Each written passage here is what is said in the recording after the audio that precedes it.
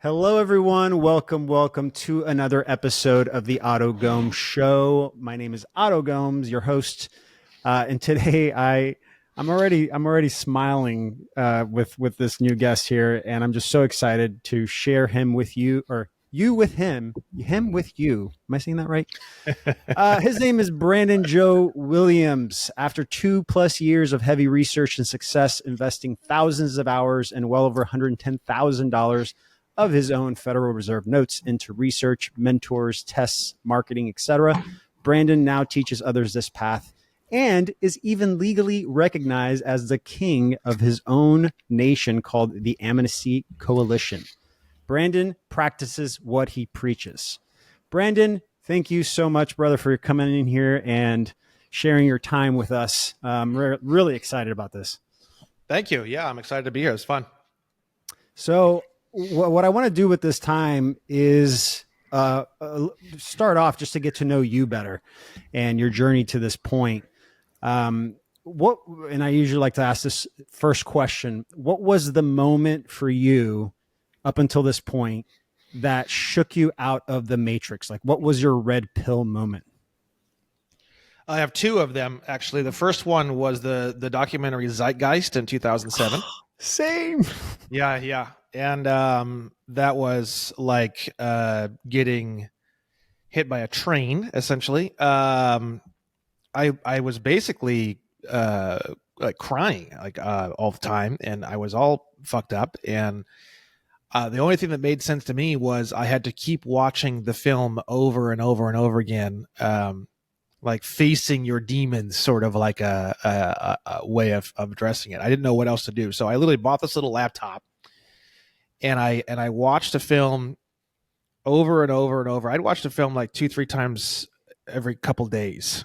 And I watched the film probably 30, 40, 50, 60, 70 times, maybe something like that. I don't even know. Maybe more. That was the first real, oh my God, things are not as I thought they were at all moment. And the second big one was when the EDD, the Employment Development Department, was coming after my landscaping company that I have.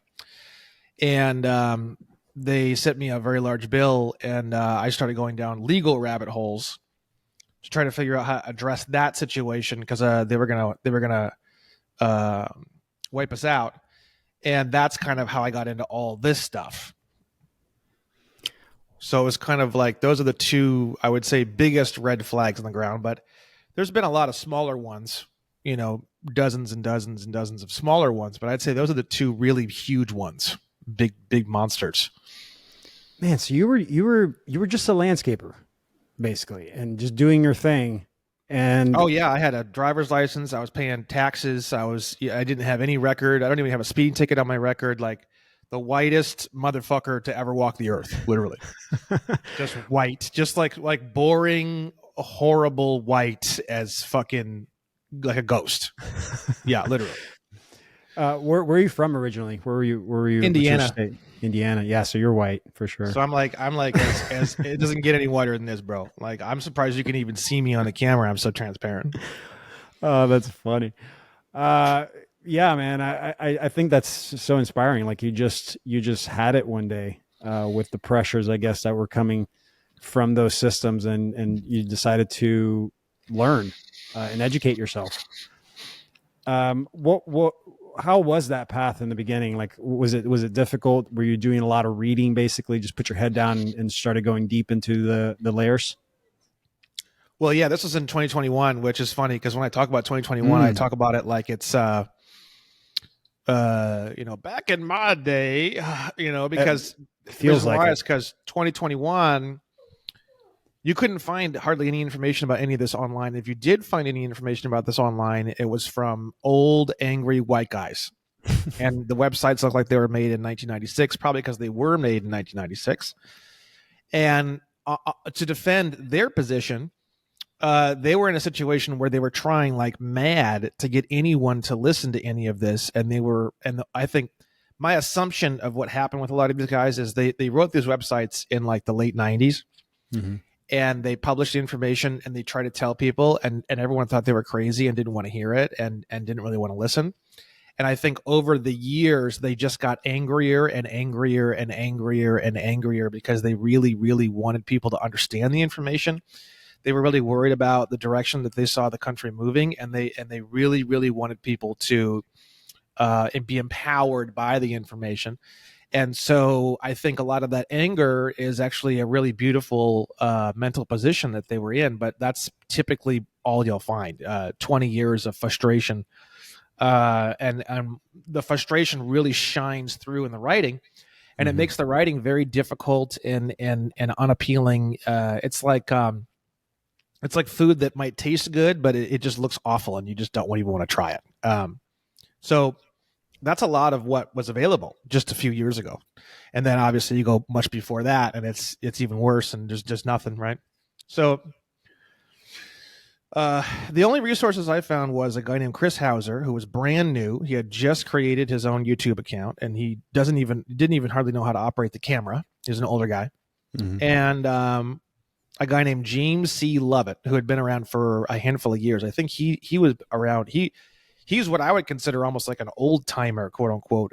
Even though he's a young guy, I think he's probably been around since 2000, somewhere in the 2010 to 2016, somewhere in there. I think is when he kind of came onto the scene. He's got a lot of great information, said in a very cool, very, very good way.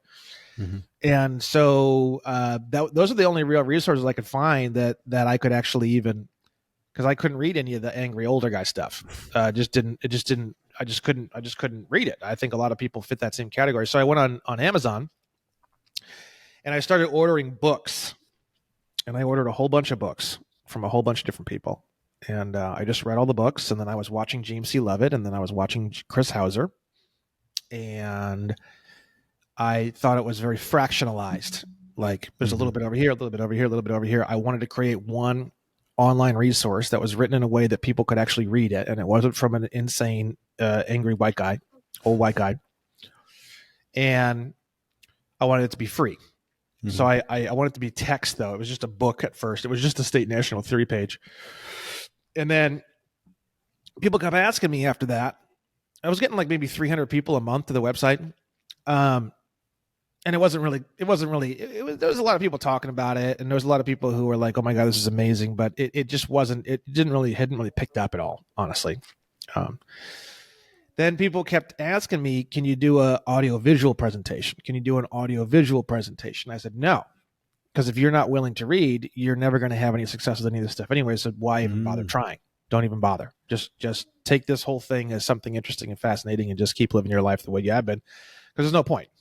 And then I had a change of heart in, I think it was the very end of May, maybe middle May. And then I started shooting. I started writing the outline for the course, maybe beginning of May or mid-May. And then by the end of May, I started shooting the course. And then I was shooting the course every minute of the day, every day that I had, besides working, for probably about 5 weeks. And then I launched the course on July 2nd of 2022. And then I also hired a publicist around that same time period who specializes in getting people on podcasts. And I paid for a 48-show 1-year package up front. And the combination of the publicist and the shows and the free course, that's when things started really taking off. And then now at this date, I mean, it's just humongous. We get like 90,000 plus people to the websites. I've got a mailing list that I aggressively clean all the time. And even with that, it's still got over 32,000 names. Wow. We have like an 80% open rate on almost every email I send. We send almost 400,000 emails per month. Wow. So yeah, now it's a pretty big operation. And, I'm a very statistic oriented individual. I'm always looking at graphs and stuff like that. And, it's very, very obvious that when the free course came out, that's really where all the growth started to begin. Wow. Thank you for sharing all that. I'm a creator myself and looking for different ways to grow, the audience and get people interested in what I'm saying. And that's very inspiring. I might actually talk to you right after we finish this interview just to see about the publicist there.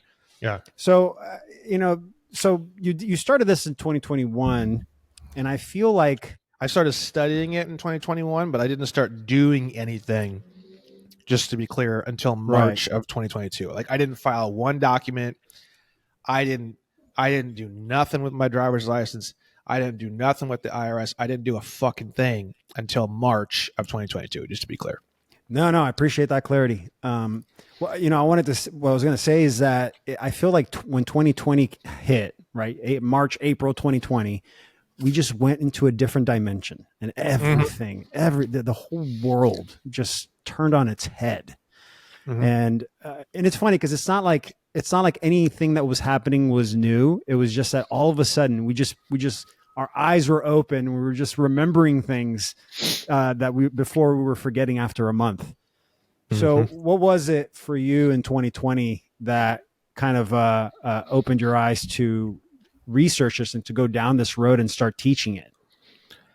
Well, when 2020 hit, I was running a very, very high-end dental office here in LA where a lot of people fly in to get services done. It was a very unique type of dentistry and a very, very high level of technical proficiency. It's like there's really nothing like it out there. And I had built it up a lot, and we had built out a really nice space, and I was wearing, high-end custom suits every day to work. And it was a very, very cool experience. I was there for about 8 years building that office.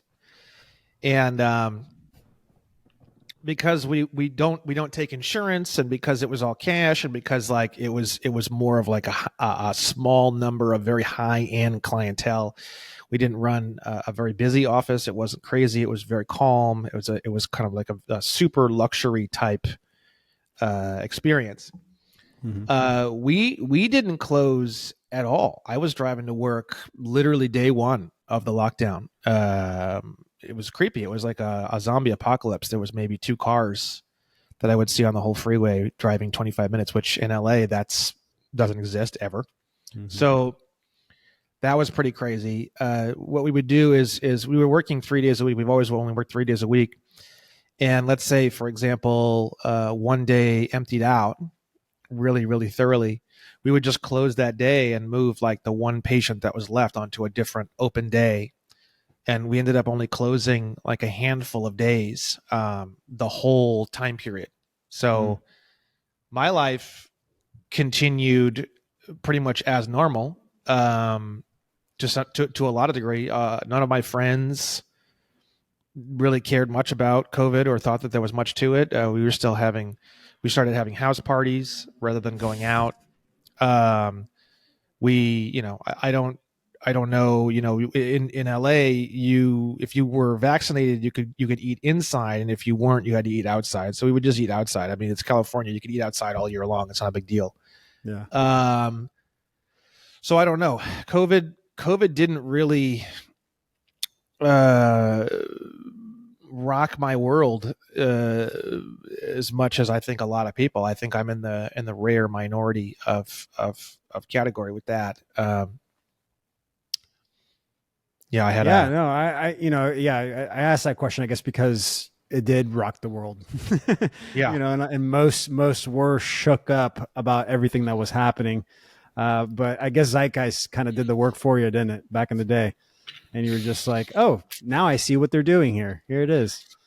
Well, no, I'm always watching, I watch documentaries, I watch things. Some things I watch and I find very fascinating, but I'm not too sure about all the information. Like the first thing that pops in my mind is that one lady in the Netherlands. She has that series, The Fall of the Cabal. Oh, yes. I really enjoyed that series a lot. Some of the stuff, I don't know, like the QAnon thing. I've never been interested in QAnon. I've never been involved in QAnon, and I just never really thought. I thought it was a psyop. I thought it was a psyop to make people feel very, very good about doing nothing. That's kind of what I thought it was. Not to be mean, whatever. I know the QAnon thing is a sore point for a lot of people on both sides of the spectrum, so I don't really judge. I just thought that when I heard the whole trust the plan thing and all that, that's when I started to get very, very concerned with the QAnon, because it's sort of like, don't worry, you don't need to do anything. It's all going to get addressed and handled. And it's sort of like people were very, very proud of the fact that, oh no, it's all under control, everything's fine. And I'm like, this has got psyop written all over it. Make people very, very proud to do absolutely nothing. Because I'm of the strong opinion, or the strong mindset, that if you can't name someone who you have direct physical evidence that they are actually handling the problem that you're trying to address, not like, oh yeah, this guy's got it, but like, it's online, it's published information, things are happening. He's got a nonprofit organization or something like that. They got pictures, shaking hands with this guy and that guy, and it's an education program, and there's kids and there's statistics. And if you can't nail it down like that, then you can assume that no one's doing anything about it. That's the way I live my life. No, I love that. I love that. So if you don't have that, and you don't have that evidence, like in a courtroom, you just supply all the evidence to prove that this particular situation is being changed or controlled in a way that you feel is the speed and the quality that you would like to see in the world, then you can safely assume that no one's doing it at all. So that's kind of how I live my life. But with that said, and even with all the goofy editing and all the blurry pictures and all, just the crap way that she edited all that, I just feel like her passion and her interest and her voice and her like kind of loving demeanor and her like anger that's kind of cute, and just the way that she pieced it together and the way that she narrates the story, I just feel like it's one of the best documentaries I've ever seen, in my own personal opinion, besides maybe Zeitgeist. Zeitgeist really rocked me. Much more professionally done, Zeitgeist. The guy who made Zeitgeist is Peter Joseph. I actually met him in person. I went to the showing of Zeitgeist Addendum. Zeitgeist Addendum or Zeitgeist 2. I was actually at the showing on Hollywood Boulevard at the theater down there on the Strip. It's like right in the middle on the south side of the street. There's like a theater there, like a pyramid theater or something. I forget the name of it, but him and that other dude who runs that resource-based economy thing, Jacques or whatever the hell his name is, him and Peter Joseph were actually physically there doing a Q&A after the screening. So I went to that.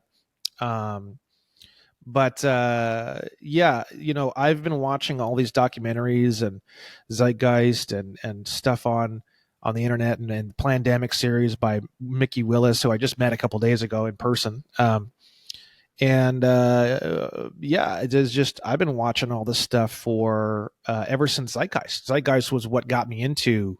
It was like 2007, I think, right? 2007. Yeah, I think it was like 2007. Or six or seven. Yeah. No, it was seven. It was seven. Yeah. Yeah, that was my first red pill, for sure. I was an accountant, tax preparer, which is funny because of, I know, that's too funny. When in your course you talk about that all the time, it's like, oh, these accountants are going to hate me for this, but here it goes. And I could feel like, man, yeah, I was so.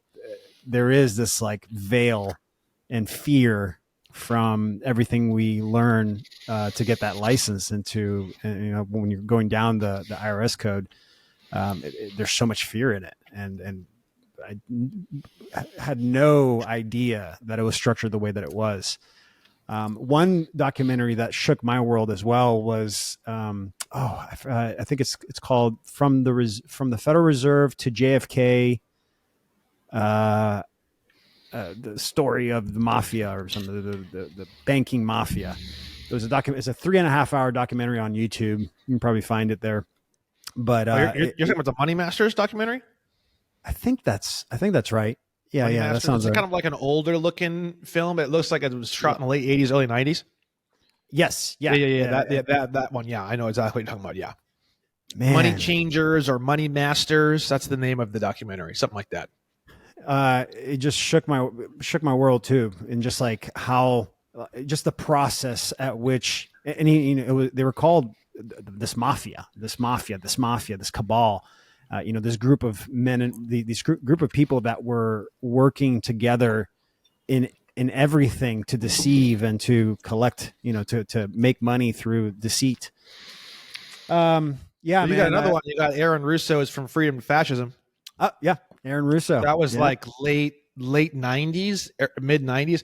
The thing is, there was a little bit of this stuff, but it was like even Aaron Russo's film doesn't get into hardly any real information. Hmm.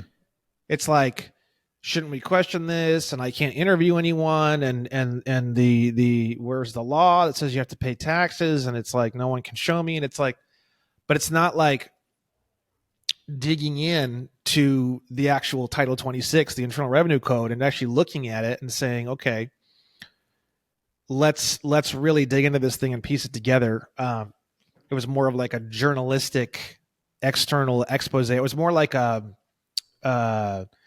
who's the guy that runs that O'Keefe? What's his first name? O'Keefe. James O'Keefe. James O'Keefe. It's sort of like a James O'Keefe style where it's just like run around, make people laugh. It's almost more of like on the entertainment spectrum than it is on the educational spectrum, right?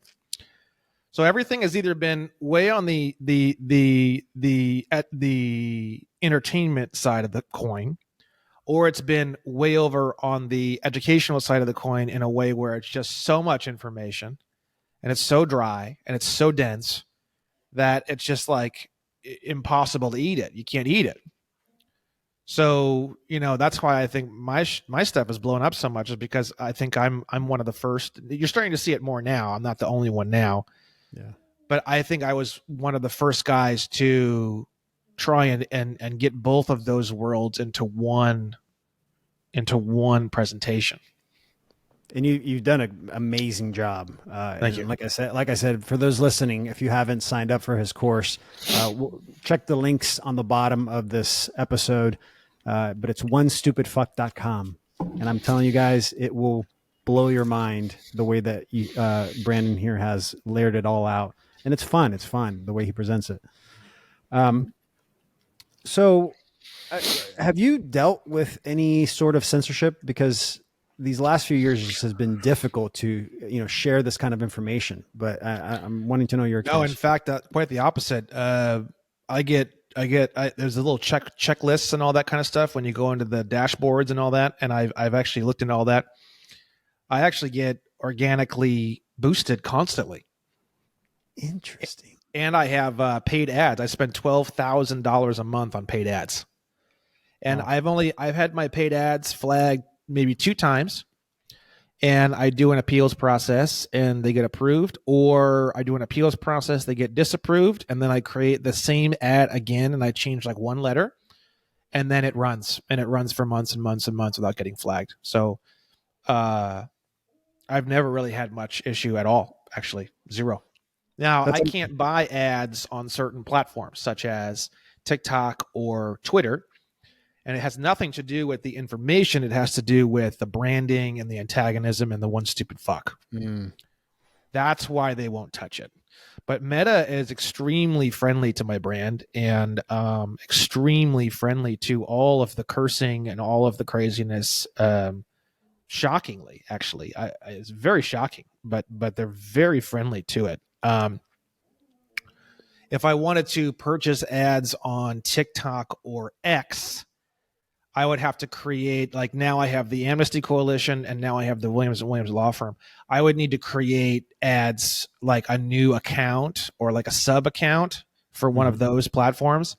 And then I would have to run the ads through those sub platforms. I wouldn't be able to run it through the main platform. Interesting. That's actually really interesting to me. You think it'd be TikTok because TikTok is by far the worst one. They flag all my stuff. All my paid ads, they say absolutely not. They take down some of my stuff sometimes.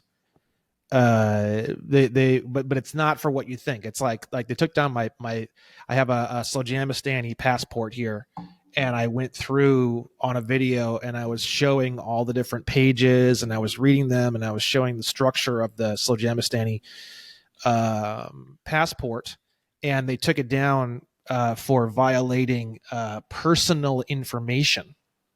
You can't go into any personal information, even of yourself, I guess, apparently, that could be used to harm you or others. And then I appealed that, and I said, this is my passport. I'm giving my own information, and no information in this passport can be used to harm me or anyone else. And what's funny is they approved the appeal, and I had a strike on my account because of that one, which is hilarious. So they approved the appeal, they put the video back on, they took the strike off, and then immediately the video got taken back down again for a flag. But on the second time they took it down, there was no strike and there's no appeal. It's like, That's interesting. So TikTok, but I don't really like the platform. I think a lot of it comes down to your own, you kind of create your own reality in your own mind too. It's sort of like, I don't really like TikTok that much. So you wind up having a bad relationship with the platform because you don't like the platform. It's a little bit woo-woo, but I think there's some truth in that because it's the only platform that I really don't like. Yeah, that's interesting. I have mixed feelings about it as well. I don't get very good engagement there. I have like 8,500 people that follow me on there, but I don't know. It just feels like it doesn't, it's maybe specifically what I'm talking about, it doesn't resonate there, but Instagram has been much better for me for sure. I would agree with that. So you mentioned Slow Jamistan. I actually literally, I'm not even kidding you, 4 hours ago, just finished an interview with Randy R-Dub, the Sultan. Oh, you had him on your show? Yeah, I literally, oh my God, that's hilarious. Earlier today, I had him on the show. And I mentioned you actually, no, I was asking him about his path, and he actually mentioned you. He said, "Oh, I've been learning from Brandon Joe Williams." And I'm like, "Oh, I'm about to interview him in 4 hours."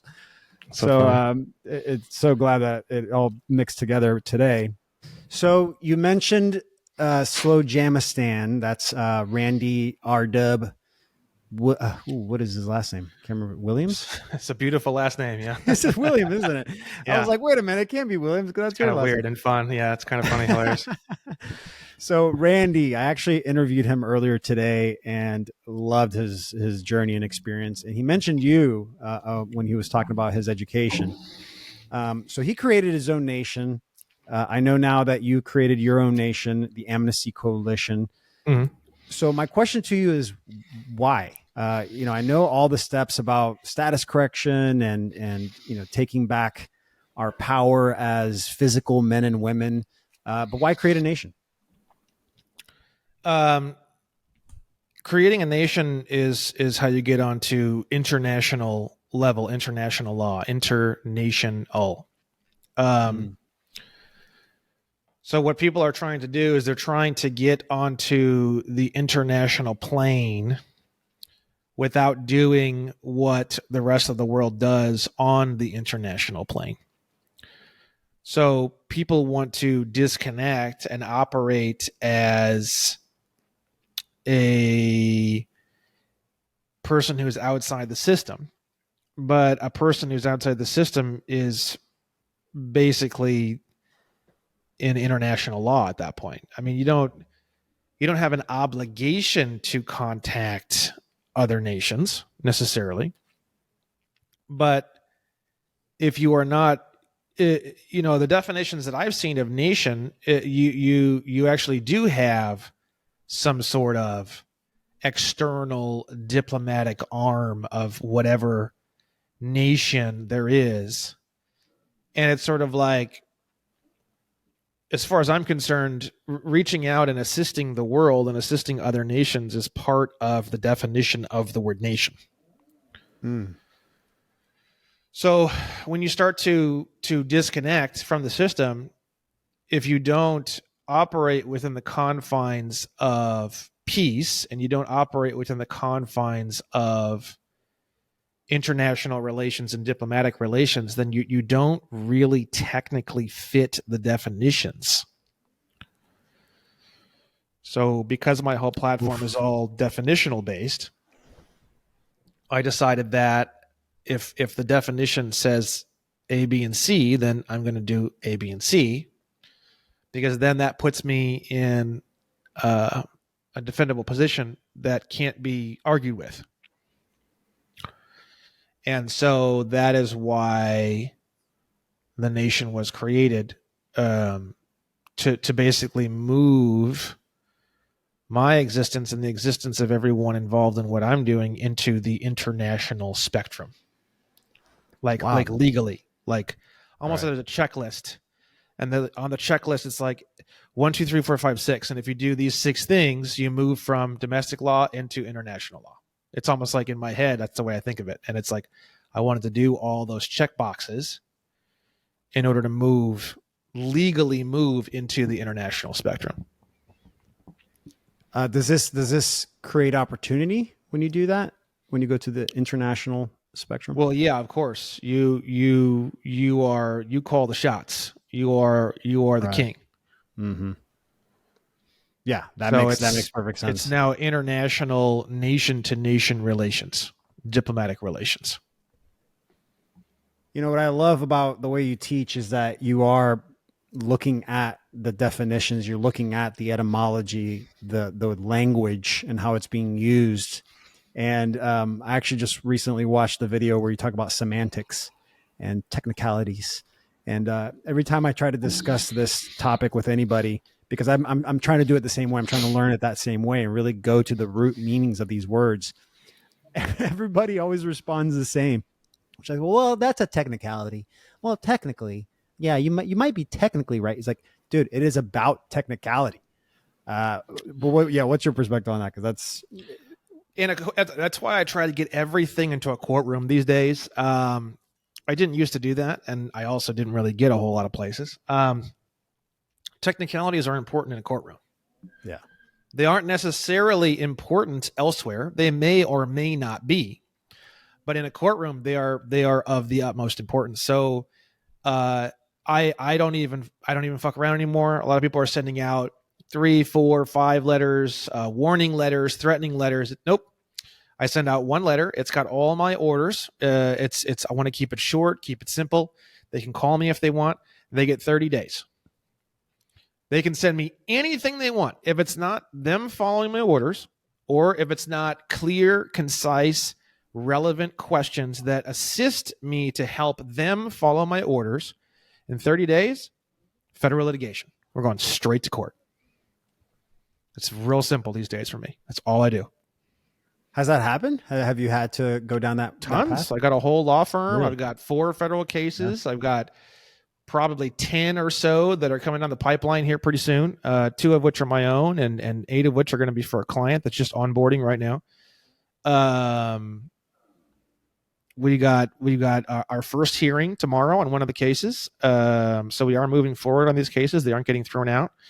Yeah, I mean, we and it's going to continue that way. If I send orders to my water and power company, Glendale Water and Power, and the city attorney ignored my orders, and I haven't done it yet, but we're going to court. I mean, I'm not even going to respond. It's just going straight to court. So what I've noticed recently in videos that I've seen online is people really approach this with anger and hatred, and they want to fight the system and they want to protest and they want to push back. But you're approaching it from this like, nah, man, we're here to work together. We're here to I've been saying this recently. It's not a protest; it's a remembering. Like we're remembering who we are and reminding. Yeah, the biggest mistake you can make in all of this information is to assume that the other person knows this information and they have the intention to harm you, stop you, prevent you, or they have the intention to make sure that you don't get done whatever. That's just not the case. I've gotten senior 29-year veterans on the phone in banks, through private banking and everything else, and none of them know any of this information. No one working in any of the payment processing centers knows any of this information. If you look in your card member agreement for your credit cards and stuff like that, there's often a different address that you send special negotiable instruments, which is what we're talking about, to a different address. It's a special address for special payments. People at that address may have a little bit of this information, but I don't think they have a lot of it because we're not getting a lot of success even mailing to that address. So the first and foremost most important thing on the enforcement end of the spectrum and getting results is you have to realize that nobody knows anything about anything. That is a very safe. And if you think bar card attorneys are the ones who know stuff about any of this stuff, That's the biggest mistake you can make of anything. Bar card attorneys know less than the people who are making $12 an hour processing your payments in a cubicle. Mm-hmm. So that's the issue. The issue is that people walk around thinking that the teller, who's probably a single mom, barely paying her bills, stressing out, fucking dying in some cubicle, knows how all this works. They don't. And their supervisor doesn't know, and their supervisor doesn't know, and their supervisor doesn't know, and theirs, and theirs, and theirs, and theirs, and theirs, and theirs, and I don't even know at this point if the goddamn chief financing fucking officer of some of these companies even knows how some of this stuff works. So that's really the major issue. People are like, oh, you motherfucker, and you fucking, you're doing this, and you know all this information. No, it's just not true. I'm telling you. I'm like a LexisNexis. I'm like a walking fucking matrix of information. I get reports constantly, all the time, all day long, and I'm always reading reports. And I'm telling you, nobody knows any of this. I mean, the courts don't even know what to do with my complaints. I mean, the bar cards don't have a clue. It makes me wonder. Because a lot of people, like I said, they get this hatred, this we want to protest this, and they talk about the 1%ers, and I'm like, I don't think there's anybody steering this ship right now. And there's just like to me the 0.01%ers are the ones that are just aware of this. Yeah. I think we're in a giant derelict spaceship essentially. Ooh, what do you mean by that? Expand on that. There's nobody at the wheel. Nobody knows. There's a handful of people. Yes, at the very, very, very top, your banking dynasty families, your Rothschilds and your Rockefellers, and yes, I think they know this information. They designed this information, so of course they know this information. Besides that, I mean, that's about it. In my opinion, I don't think there's much below that has any clue. So these last few years, I want to say since 2020, really, I've heard many stats around this, but it's been blown up. Like there's hundreds of thousands, maybe even millions of people now pursuing this path. And I think you mentioned on your Instagram stories one time that you have IRS agents, government officials, politicians, police, firemen, celebrities, celebrities. Oh yeah. So yeah, what's been your experience with that? People have been reaching out to you, wanting to know more about this. A lot of people are scared. A lot of people are nervous, especially like when they have a huge political platform. And I'm not going to name any names, but it's not someone like Trump necessarily. But there are people who are not quite that level, but kind of getting on that level that are aware of a lot of this, who I know are into my information. I'm not trying to use anyone's names to get clout or whatnot. I feel that what I teach and this information needs to come about more organically. Mm-hmm. I don't have an interest in explosive growth. I don't have an interest in dropping names. I don't have an interest in being hired at all. In fact, everything I do and everything I say is fuck you, don't call me. And that's not a marketing ploy. That's actually the truth. Fuck you, don't call me. Which is such a good marketing ploy, by the way. It makes me want to be like, people think it's a marketing ploy. It's not really a marketing ploy. It's actually the reality of the situation, which is hilarious. But I only have a few clients. I mean, the client that I'm onboarding now would be my third or fourth client, and I have a fifth client that I'm talking to right now. You got to think it costs $100,000 to $200,000 just to get started, and then I have to do a huge interview process with them. I have to look at all their documents. What have they done? What have they not done? What's been going on? What are they trying to do? I go through this whole 2-month investigation process to make sure that they can handle it. And then they pay me this gigantic amount up front. And then we do the power of attorney. And then I start issuing orders, and I start doing the same thing I always do, which is issue clear orders that are short and give them 30 days. And no one's ever followed any of my orders so far. I don't think anyone will until I start winning lawsuits. I think when I start winning lawsuits, then people are going to start following my orders the first time I say it, because it's going to cost them literally 15 million plus every time I give them orders and they're not following my orders. So I think as these banking institutions and financing institutions start to feel the pain of not following my orders, I think that tide will change. But I'm having way too much fun with them not following my orders, so I hope that doesn't happen anytime soon. But then what we do is I issue the orders, and then I have the 30-day window that opens, and then anything irrelevant that they might send me or anything like that just gets ignored. They either follow the orders and send me proof that the orders have been followed, or within 30 days, I file federal litigation, and we go straight to litigation. And I usually serve litigation documents somewhere around that 30-day mark, usually around 30 to 45 days they'll receive the actual summons. But I don't typically file the lawsuit until after the 30-day period because I gave them 30 days and I'm going to stick with what I gave them. So on the 30th or the 31st or the 32nd day, I'll file because I'll have everything ready by right before the 30 days. And then around day 31, 32, I file everything. It takes a handful of days to get the summons back from the court. And then I serve the summons, which takes another, week or so. I use a server processor now, ABC Legal.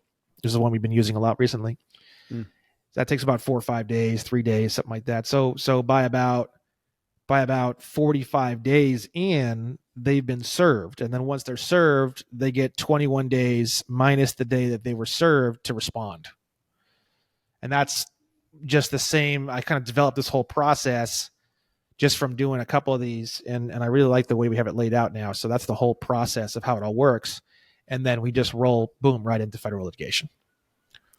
And they haven't, so nothing has actually created precedent yet, right? Because I know the legal system loves some precedent.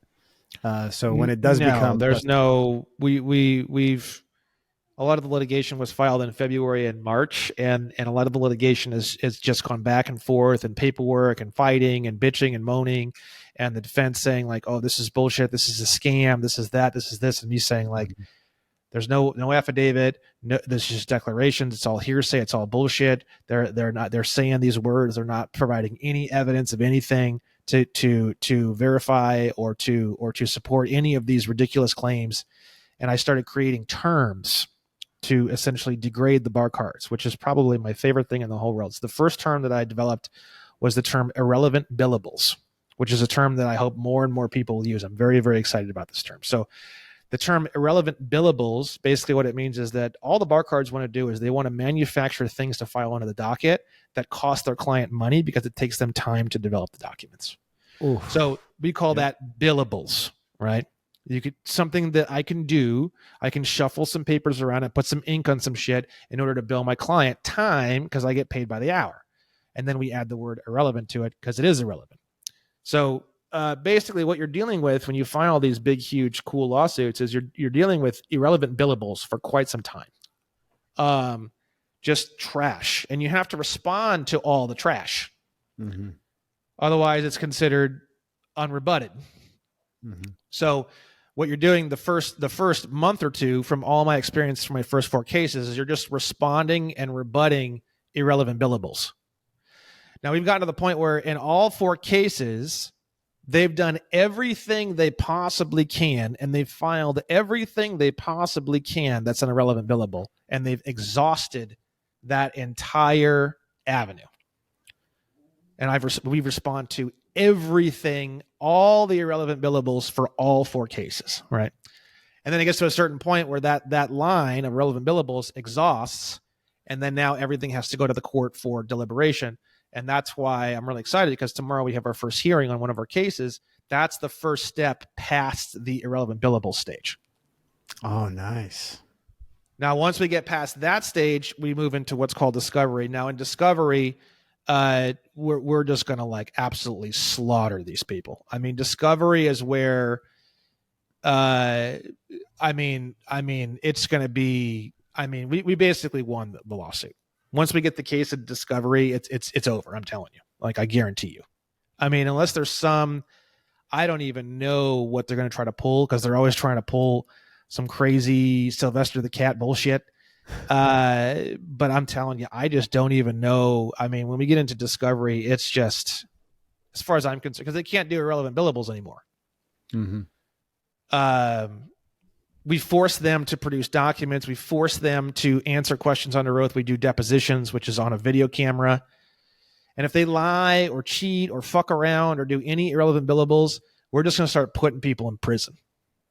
Just left and right. It's just going to be like, you lie one fucking time and I catch you one fucking time, you're going straight to fucking jail. Like, we're not fucking around. We're not fucking around at all. Did you hear? I forgot which country it was. I want to say El Salvador, or it's one of these Latin countries.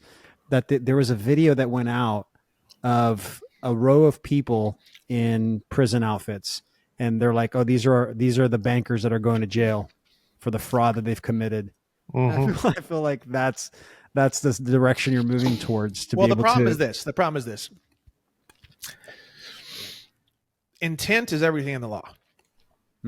The problem is that, yes, there's a tremendous amount of fraud in the banking system. All fraud, all mortgages, all credit card transactions, all business loans, all personal loans, all secured loans, unsecured loans, student loans are all completely and utterly fraudulent, to the point where you can get $15 to $20 million in damages. Plus, you can get all of the payments you ever made returned to you. Plus, you can get a mortgage or a business loan discharged, all through litigation. And that's what we're doing. Now, I say you can do it. I haven't completed the process yet, but I know through the definitions and the letter of the law. And if you look at Williams and Williams Lawfirm.com and you go to current and previous litigation, you can pull up all the case numbers. You can pull up all the documentation, all the initial documentation. And then I have a series of videos called the Litigation Mini Course. We have two videos done so far. The first video is all about how to build the complaint and how to start things out. And then the second video is all about how to navigate Pacer, the Pacer system online, which is the court system. You can look up, through watching those two videos, you can look up my cases. You can look up every single filing into the docket on all 4 of my cases. All my future cases will be posted to Williams & Williams Law Firm. So everything I do is completely public. It's like a UFC fight. I love it. You can just log into YouTube basically and watch the fight.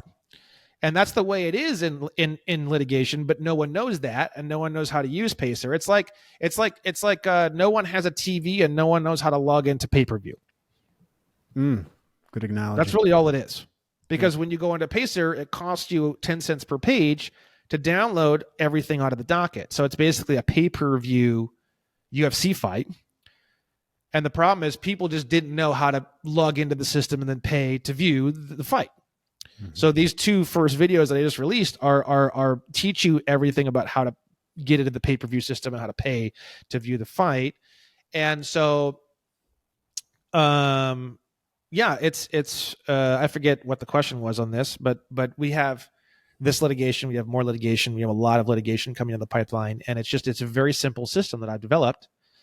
And the initial orders letters are not on the internet because I just never posted it on the internet, but it's very simple. It's just like, my client had this, and like, we're making some changes here, and like, here's the new stuff, and here's this because of fraud, and you have 30 days to comply, and if not, then we're going to federal litigation. And that's it. It's very simple.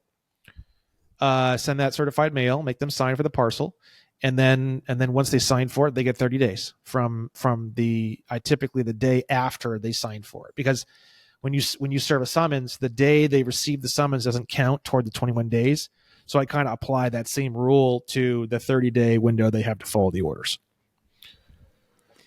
Wow, that makes that's going to be exciting to see. I'm going to try to tune into that fight as much as I can and watch it, because what you're doing is just, it's new. It's a different thing that hasn't been shared in this way, and I think it's really powerful, man, how you're approaching it. It's a beautiful thing. I only have, that's why I only have like 3 or 4 clients, because spend a lot of time learning, spend a lot of time talking, spend a lot of time reviewing information, spend a lot of time educating myself, spend a lot of time because I'm having to deal with 2 things now. I've got the procedural aspects of the court system, and then now on top of understanding the law and knowing the law and everything else. So it's been a lot. It's been a hell of a mountain to climb, honestly, emotionally, informationally, mentally. So Spiritually, I've spiritually, no, I wouldn't. I would say no to that one, honestly. But everything else, yes, but not that one so much. Spiritually, because when I think of spiritually, I think of like ethics and morals, and I just don't. I feel so blessed that I'm doing something that is so ethically and morally integrated, but at the same time I'm making the amount of money that like a literal international drug dealer would be making. So it's a beautiful, beautiful, beautiful combination of both. So it's a definitely no complaints here, but for what needs to occur in the world, and what needs to occur and what needs to change, what needs to happen. It's not fun being, in my opinion, having a big pile of currency in a world that's just fucking insane, and people are unhappy and dying, and there's stressed out people that are worried about. So for me, what I want to do is I want to create a pro se litigant course, and I want to keep giving everything away for free and spend more money giving everything away for free and speed up this whole process, which is getting very fast. As you mentioned, everything's kind of blowing up now. But I want to create an entire standing army of people who, whenever they contact something that just does not fit and isn't legal and isn't right and is hurting themselves and their families and others, they go straight to litigation.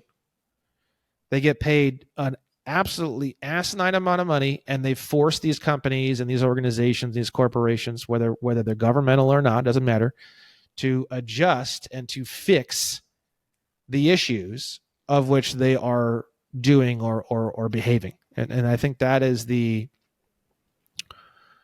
route that I think is going to be the most effective route. And as more and more people learn how to defend themselves from litigation, for example, every single time you are sued by any financial organization, whether it's for an eviction, whether you're a renter and it's for an eviction, whether you're leasing a vehicle and it's for an eviction, or leasing a building and it's for an eviction, whether it's a business loan, whether it's an SBA EIDL loan, whether it's a student loan, if any of these organizations or banking institutions or financing institutions sue you for literally absolutely any reason, you can turn around and do what's called a counterclaim, which is where you counter lawsuit them within the lawsuit they filed for you. And you can go after them, and you can go on the offensive, and you can get every single payment that you have ever gotten since the account's inception returned to you, including any down payment that you may have made at the beginning. You can get whatever it is that's under consideration to be released entirely. So like full clean title, releasing liens, everything can get released. Plus you can get an additional 10, 15, $20 million in damages for every single one of these. So if you have a mortgage and you have a business loan and you have an SBA EIDL loan, plus you have a student loan, you can get all of them discharged. You can get every single payment on all four of those that have ever been made returned to you, and you can get 10 to $20 million in damages times 4 from suing all four of those various organizations. And the basic outline of the complaint that you're going to write to sue those organizations is available for free to download at williamsandwilliamslawfirm.com. And the current and previous litigation page. You can see my entire complaint, the summons, the civil cover letter. You can see the way I structured everything and started off these lawsuits. And again, I haven't won any lawsuits yet. But the thing is that when you look at the definitions and you look at the laws and you look at the way things are structured and you start to understand the way the system works, I cannot physically lose these lawsuits. The only way I can lose is by giving up. But factually, definitionally, and technically, it is a complete, utter, physical, legal, emotional, spiritual, impossibility that I can lose these cases. It cannot happen. I mean, in my mind, it's guaranteed. Now, am I going to need to bust my ass and get my ass handed to me and move through an appeals court and spend the next 3 years of my life trying to get these cases to the end zone? Maybe. But am I going to lose and then lose and then lose and then lose and then exhaust every single avenue and be fucked? I don't see that even being a legal or emotional or physical or mental option. It just can't be. It's impossible. Because when you see the amount of evidence and you see the amount of definitions that I've collected and the amount of work that I've done to build these cases the way that I have, I still review these cases all the time. And I'm still like, I still, even cases I filed 2 months ago, there isn't a fucking thing I'd change. There isn't a fucking thing. I mean, it's just so well put. It's like ship shape. You know, you have a ship that's ready to go, because when you're out there in the middle of nowhere, if anything goes wrong, you're fucked. You got nothing you can do. These cases are ship shape. They are so. It's like a crew of people. They're so well trained. Every single bolt has been polished to perfection. The underbody is fully cleaned of all barnacles. The engine. Every single seal is perfect. The compression on the engine is perfect. Everything is perfect. There's no rust. Everything is cleaned, meticulous, the highest grade quality oil, the highest grade quality gasoline. I mean, it's just everything is painted. It's literally perfect. There's no fucking way. Like, you know, and you'd say like borrowing an act from God, but I don't even see that derailing these cases. I just don't. Mm-hmm. Such a great analogy, by the way, when you're dealing with maritime law.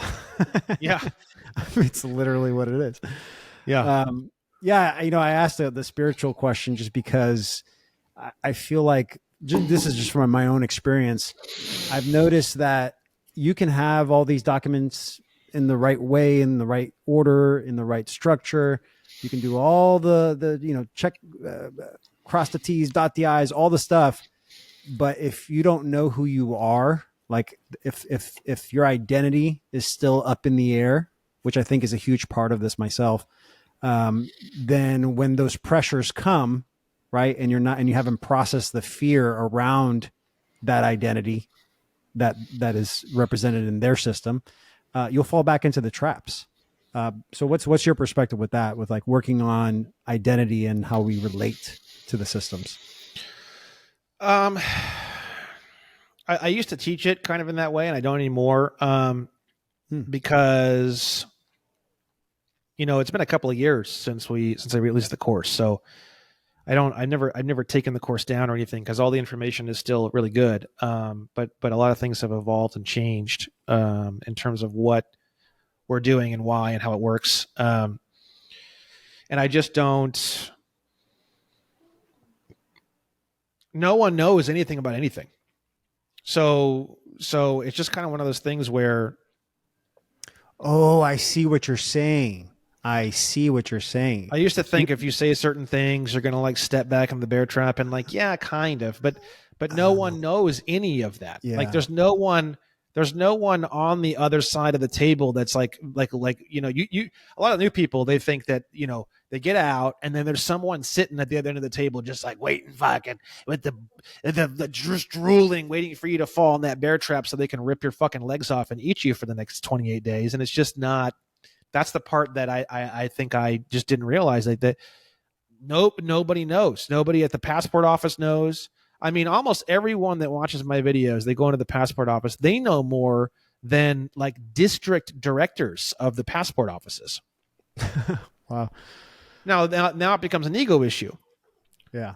Because now it's like, you know, oh, well, I've been working for the Department of State for 25 years and it's like, what do you know, now it's not about the information anymore. Now you're dealing with an ego situation. You're dealing with a charisma situation. You're dealing with a whole different situation. That's a situation where you have to be charismatic and gentle and light and friendly and helpful. And you have to bridge that gap. That's not an informational situation. And that's why, for a lot of people who think more logically and more informationally, just get everything into a fucking courtroom as fast as possible. Mm-hmm. You don't have to necessarily have all the emotional training. If you want to handle everything without having to go into a courtroom, you have to have all the emotional training. Sales training, marketing training, PR training, emotional training, seduction training, whatever it is you want to name it. I have all of the above, a lot of all of the above training. But, if you just want to avoid all that, and I don't even want to deal with that, even with all the training I have, I still don't want to deal with all that. I would rather I give you the orders, I give you 30 days. If you don't comply, boop, we just go right into a courtroom. It's okay. It's okay with me. I don't care. Whatever. It's only $405 for me to move everything into a courtroom. It's not, to me, that's like lunch, like a ham sandwich. So it's like just ham sandwich and boom, we're in a courtroom. Yeah. I mean, I'll say I was definitely one of the ones that was approaching it with this perspective that you just got to be careful. You got to make sure you know which words they're using, because that's a whole contract. Understand, don't stand under. Just all these little things that I felt like, well, man, if you don't really have a grasp on your own identity, you can get lost in everything they're pushing. I used to think a lot of that too, but they just kind of changed over the past couple of years, where now, whatever definitions this is my experience, and I've had a lot of reports of this being the truth all over the place, and I've never ever once had a report that didn't say this was true ever. I think at some point we're going to start getting something on this, but as of right now, we're not. However you define everything, as long as you clearly define it and you place it in your documentation, they never rebut any of the definitions you place forward. Ever. They're just sitting there with a cucumber in their ass, waiting for. Just don't know. They just don't. Coffee. Yeah. They have no. They. If it was a football field and you had to be on the 100th yard line in order to understand the definitions well enough to even have an issue with the definitions that are being submitted, they are literally in the opposite end zone. They're in like a sack zone. They're not even on the 1st yard line. Wow. Yeah. So the beauty of litigation is that they only have 21 days to respond. They're going to need 6 months just to even have a clue of what's going on. So even if they ask for what's called an enlargement of time, and even if they got 60 days enlargement of time, they would need to spend the first 21 days plus the additional 60 days nonstop all day long to even have a hope in hell of doing anything with the situation. There's just, they literally do not stand a chance at all. So what do? They freak out, they make up lies, they intimidate, they threaten sanctions. They just go fucking ballistic like a cornered animal, like a cornered raccoon, just baring their teeth, screaming, freaking out, cortisol through the roof, totally stressed out, like all logical thought is out the window, and they're just like in this animalistic survival mode that's like doesn't make any sense. And then you just stay calm and you just keep moving it back to logic and reason and the law, which is all the court wants to hear anyways. And you point out how crazy and batshit emotional they're behaving. They're literally completely fucked. The only option they have is like ferocious, aggressive, like 10,000 miles an hour research. But a lot of the research that they're going to be doing comes up against so much emotional defense. Like their career is gone. Everything they ever knew about money is gone. Everything they've ever done. If they were selling cars or selling loans, now they have to deal with all of the guilt and all the shame associated with the fact that they didn't realize that they were pushing forth this system and the way. I mean, the emotional stuff that you are going to run into, that you're going to have to deal with to learn this information at that speed. I don't think there's hardly anyone walking the earth. Even me, I don't even have a history of where I was like, oh fuck, I've done bad things. And a little bit, but not a lot. Even with me, it took me months and months and months just for the emotional processing. Mm-hmm. Just on the blame, shame, guilt, regret, just on those alone. And the mental defenses that people have to protect them from having to look at or experience those 4 particular emotions or lower baser emotions. they don't stand a fucking chance. They don't stand a fucking chance. It's like, I'm not even angry. I'm not even worried about it. It's just like, it's like strapping someone to a rope and they're getting dragged toward a wood chipper. And they can grab onto shit and they can do this and they can kick and they can scream and it might slow down them getting dragged into this wood chipper. But like, there's no way off this ride. Like, you're going into the fucking wood chipper. Like, you could do stuff and you can do this and you can do that, but that's it. Like, you're going into the wood chipper. Like, I don't have a concern of them not going into the wood chipper. Like, going into the wood chipper. It's not a matter of if, it's just a matter of when. And I would rather leave and be doing a whole bunch of other shit and not worry about they're flailing and they're horse shit and they're doing this and they're chewing on the fucking rope. I don't care. Do whatever you want. Have fun. I'm going to come back when you're all done, because it's like, I'm not even going to deal with it. There's not even anything to fucking deal with. Mm-hmm. It's all irrelevant billables. And the other term that I like very much, I was saying earlier, the other term that I enjoy very much, which was actually just developed like yesterday, the day before that, is so what attorneys love to do is they don't enter affidavits into the record, because an affidavit is under penalty of perjury. They enter declarations, which is like a bitch ass version of an affidavit. It's a pussy ass version of an affidavit, right? Now they enter declarations on behalf of their. The difference is just that it's not notarized. Is that the only? It's not under penalty of perjury, as far as I know. Right. Declarations are under penalty of perjury. So they're issuing declarations which don't have any real teeth or bite or real risk to them.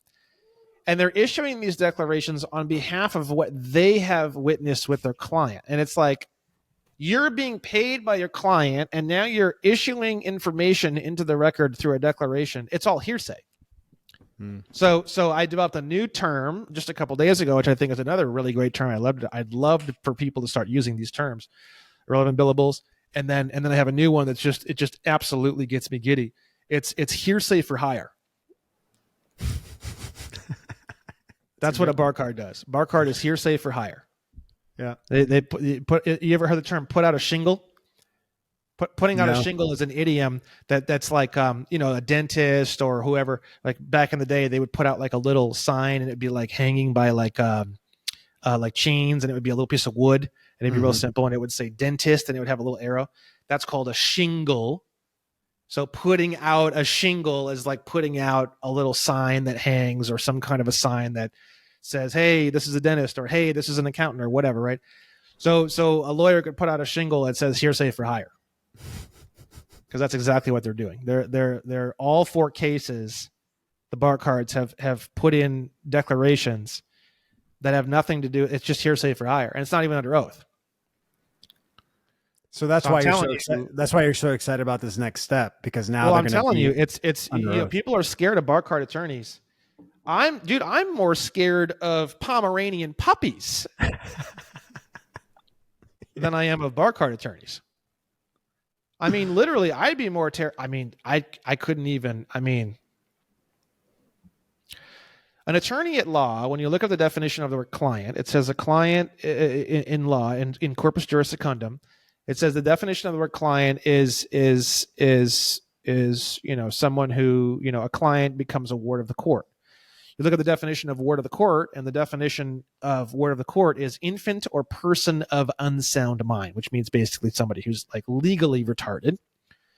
The legal definition of the word retarded means that somebody who can't like deal with like normal day-to-day functions of like normal human life, like simple relationship communication, like answering mail, even like picking up a phone call, like really basic, like you have to do these basic functions to even be a part of society at all. It could be even just holding down a simple job, flipping burgers. It could be just like if anyone were asked, if you went on the street and asked 100 people, what are the most basic skills that people have to even survive day-to-day life, that would be almost like the list of things that would be like what would be considered legally retarded if a person couldn't do it. Okay.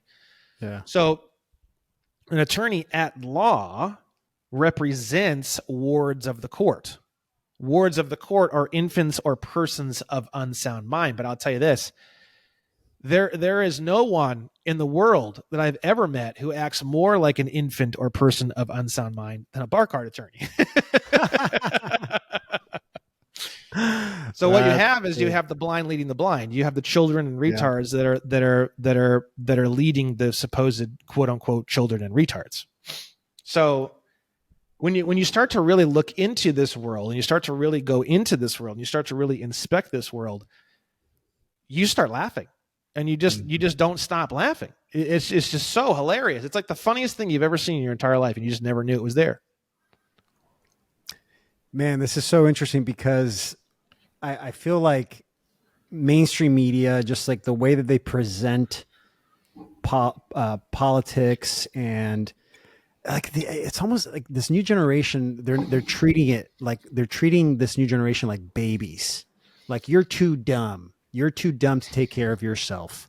One of my favorite quotes that I heard recently in one of your videos, and I want to say it because it was so good.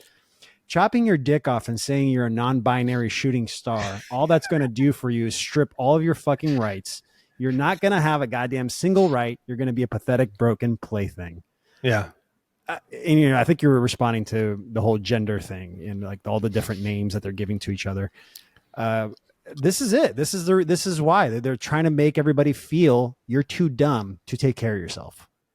Yeah, and I think even on the defense of, like, trannies or whatever, I think even to their defense, I think they don't know the contractual consequences. They are not being informed of the contractual consequences of their behavior. It's okay.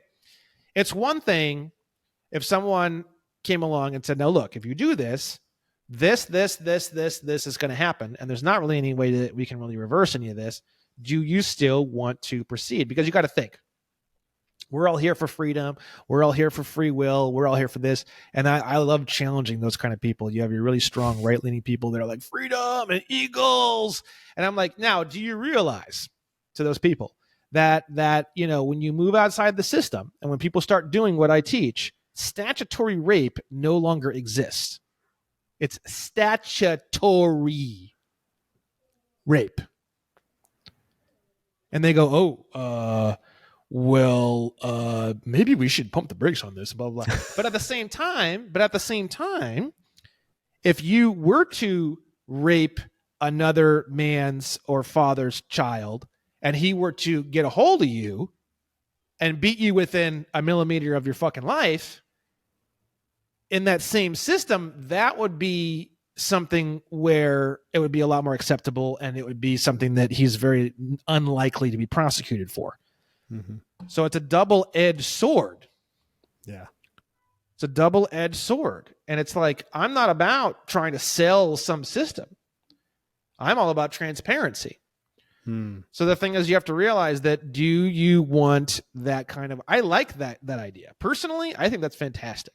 If you fuck around with some dad's fucking daughter and he's not into it, because in some cultures, especially if you go back hundreds or thousands of years, 12-year-old boys were getting married and commanding standing armies at 12 years old. Right. You can go back in time and you can find all this fucking research about 11, 12, 13 years old. They're having fucking, they're getting married. They're having fucking, they literally commanding armies because the king, the father, passed away randomly. And he's like, fuck it. I'm going to, there's all sorts of crazy shit in the past.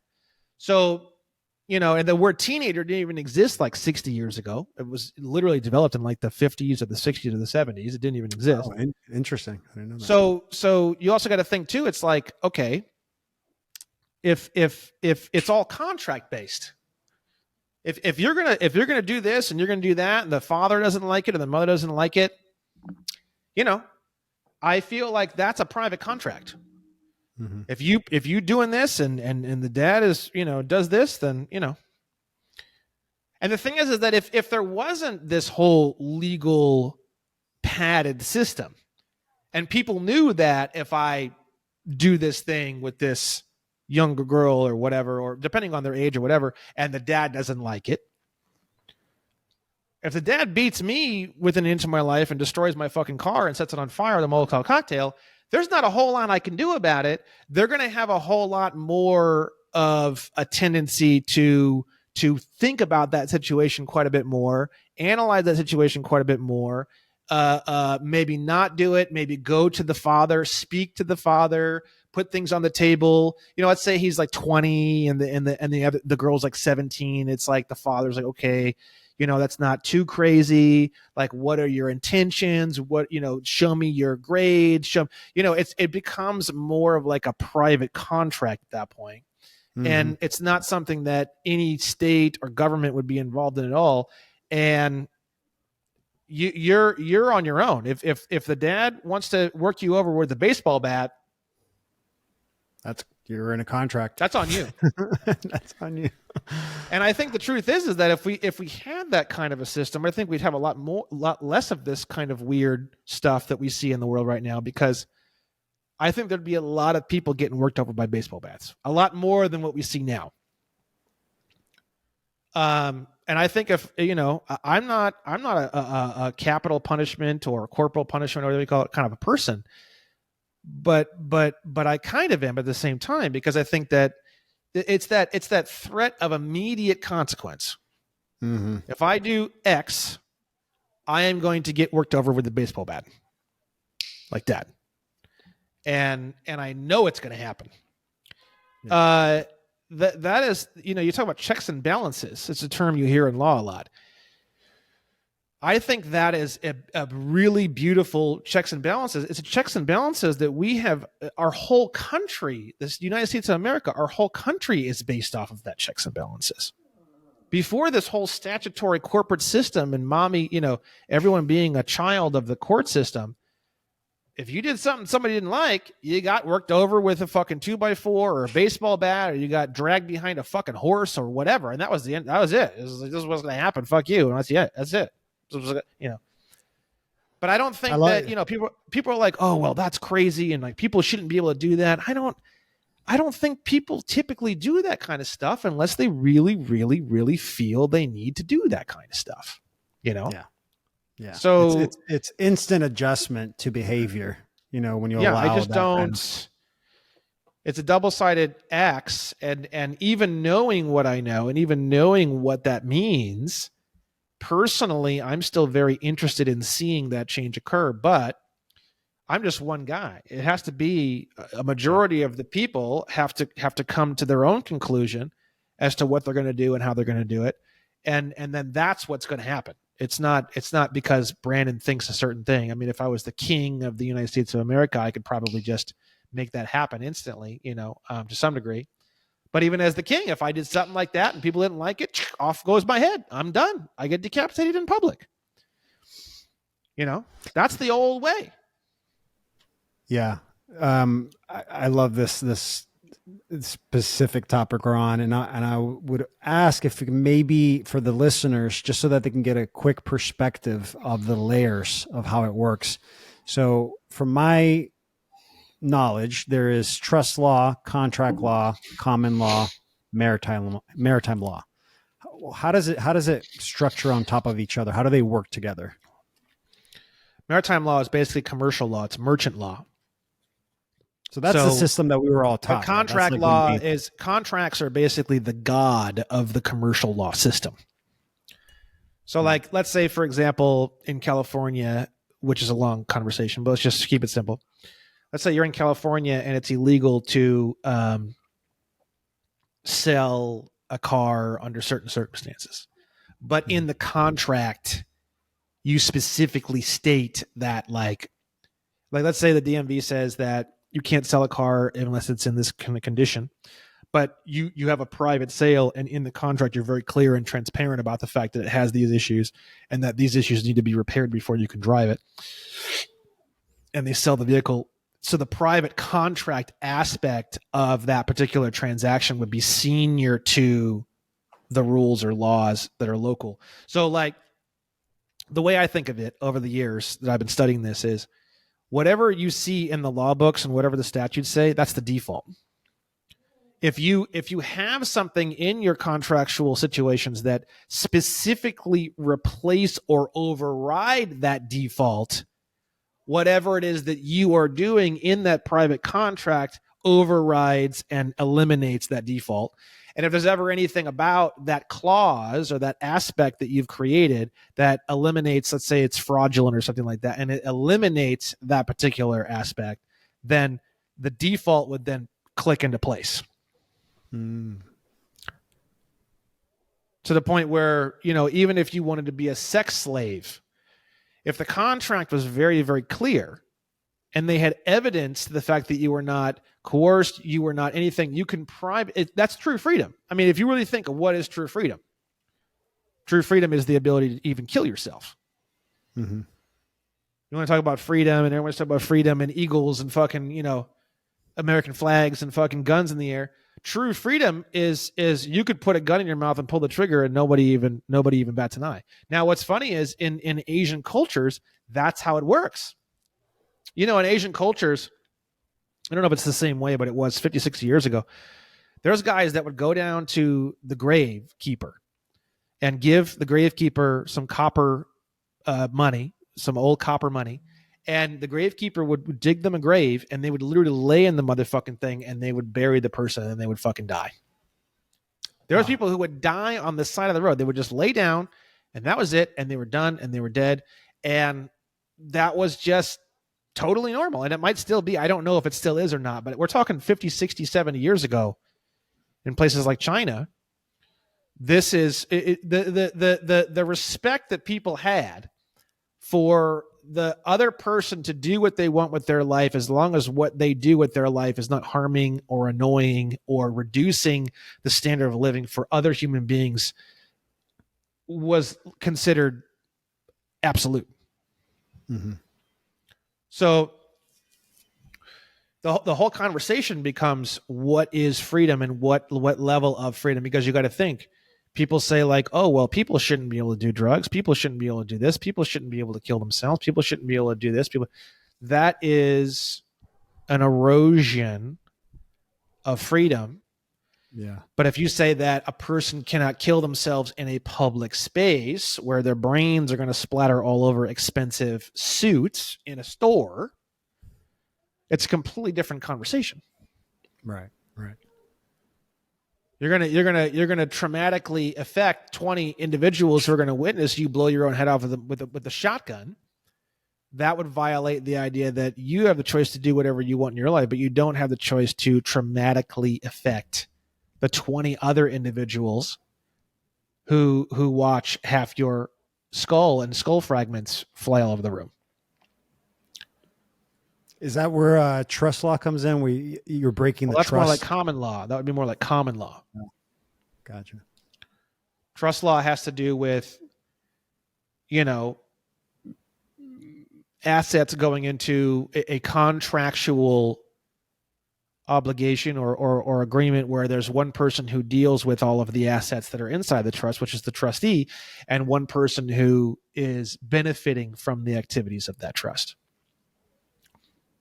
You mentioned that often, actually, in your coursework, that you've now started to look at life as everything being a trustee-beneficiary relationship. Can you expand on that a little bit? Like, what do you mean by that? Well, a lot of people are like, oh, I want to be the beneficiary. Oh, I want to be the trustee. Oh, I want this. Well, you're kind of both all the time. Like, for example, if anything that I say or anything that I do resonates with anybody, I'm sort of like the trustee in that situation. I'm working on delivering the information in a way that benefits the beneficiary. And then you are allowing yourself, because all trustee and all beneficiary positions are all willing and knowing. So if you're a willing and knowing benefitor of the information, then you are the one who labels yourself a beneficiary at that point. Mm. And then now, as the beneficiary, you are gaining information that you consider valuable. I don't tell you it's valuable. It's not intrinsically valuable necessarily, which is kind of an interesting conversation. It's valuable because you consider it valuable, which is how consideration actually works in the law. In the law, If you don't consider it consideration, it's not consideration, which is one of the most powerful arguments you could ever make in any lawsuit ever, by the way. If you say it's not consideration, it's not. And I use that all the time. It's extremely effective in killing contracts. It's probably the most effective way you can kill any contract is by simply clearly and unemotionally stating the fact that the services and goods that are being offered are not considered consideration. Okay. Now, you as the beneficiary consider what I am delivering to be consideration. You consider it to be of value. Thus, you say I am benefiting. Thus, you become the beneficiary. Now, as you internalize that information, you want to share that information with other people. Now, you in turn are no longer the beneficiary, even though you kind of are, because by sharing the information, you do benefit in a lot of ways that you may not be aware of, such as feeling good about yourself, changing the world. Girls start to really like you. You start getting a lot of business opportunities. A lot of things will happen as you become. But in that moment, when you're sharing the information with your friends and family and relatives, you are the trustee now. And you are attempting to have them benefit from the information, and thus they become the beneficiaries. The problem is that you try to benefit them, and then they say, fuck you, this isn't consideration. And then you get upset because you're just trying to help them, and they're not willing to accept your help, not willing to accept your help in the way that you've pitched it, and that causes bad feelings. And if that gets bad enough, that's actually, from all the research I've done in spiritual and emotional realms, it's love and a desire to help that if blunted enough times becomes a desire to destroy and kill. I think all desires to destroy and kill start at wanting to help or benefit someone that devolved and degraded into madness. Okay. But that's a whole nother subject. So the whole point of the trustee beneficiary relationship, in my opinion, is God or Jesus or whatever you want. I'm not a Christian, but this is just like purely theoretical. Gave the Bible or information down, and then that information was supposed to help people through parables or whatever. And then they now become the beneficiaries, and then they now turn around and they're now in God's image, as they say in the Bible. They are now the trustees, and now they can go and they can, and that's why you have these ecclesiastical or prolific people who stand on the side of the freeways screaming with signs and all this kind of a thing. It's a very extreme example of them attempting to be trustees to try and help other people benefit from the same information that they felt they were benefited from. So when you look at it that way, it's a very different perspective you're going to have on the people on the side of the road that are screaming about Jesus. Because the thing is that, and I've dealt with a lot of these people, by the way, in my life. I've been on the streets, literally on the streets, selling things on the fucking street for like many years of my life in New York City, Chicago, and LA. And I've dealt with a lot of the what you'd call Jesus freaks or whatever you want to call it. And you'd be amazed when you actually speak to them. They within the confines of their own mind, they really are basically, all they're trying to do is they feel in their own world, in their own life, that they have received massive value, that they've been a massive beneficiary of these texts or these ideas or whatever it is that they want to turn around now, and they feel obligated. Actually, it's not even a sometimes it's obligation, sometimes it's not. They feel an obligation to share and to help others benefit the same way they did. The problem is that they turn around and they share the information, and no one else considers it consideration, and that just blows their mind, and all sorts of weird things happen. And even in this field, it's the same thing. You're going to turn around and you're going to learn about all this, and you're going to be so fucking excited, and you're going to be through the roof, and then you're going to start telling your friends and your family about it, and they are going to deflate your balloon so fucking fast, you aren't even going to know what hit you. It's like getting hit by a fucking Amtrak. It's like what you said earlier. Well, I was going to say, so it's like what you said earlier about the people that have done this for 20, 30 years, that they just got angrier and angrier. Because it probably got to the point where they realized that nobody was listening and they started wanting to shove it down their throat. That's exactly right. I love the way you describe this, because it really just helps change the energy, the way we approach when we're sharing this information. There's very little evil in the world. It does exist. I'm not going to deny that. But the illusion that evil is everywhere, that is one of the most deadly assumptions. Yeah. There is evil. It does exist. There is echoes of sources of evil that other people unknowingly repeat. That does not necessarily make that individual a source of evil. Evil is very carefully calculated and produced to move through the society unknown or under camouflage. Does not mean the person uttering the evil phrase is in themselves evil. They are nothing more than a carrier of the evil, of which originated at a different source. And that's what people need to understand. We live in a world where it's all echoes of evil. It is an actual source point. Echoes of evil. I've never heard it said that way. When you understand that, and you understand that it's echoes of evil, it's very different, because if you're dealing with a true source of evil, it can be very difficult to work with that individual because they're psychotic.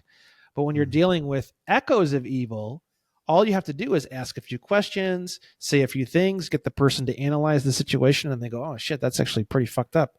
I don't even know why I repeated that. I must have heard it from somewhere. And you can actually trace it back. Where did you hear that from? And you can trace that back, and then you can go to that person that they heard it from, and you can ask them the same question, and you can trace that back to that, and that's how you find the actual source of evil. And that's what courts are supposed to be doing. Courts are supposed to be pulling that string, and who told you that, and where'd you learn that from? Oh, I learned it from Bob. You go to Bob. Okay, Bob, Jim said he heard this from you. What's the deal? Oh yeah, I heard that from James. Okay, go to James. I heard that from this, Bill. Go to Bill.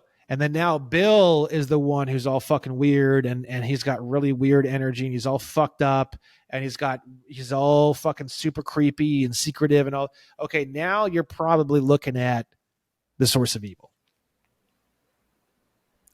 Wow. You've mentioned this before, that court is basically like a battle of definitions. So you're saying that that's what should be their path, is to go and find the root of these definitions so that we can get to the root of the problem, or the truth. On my Williams & Williams law firm, that's the way I define the purpose of courts.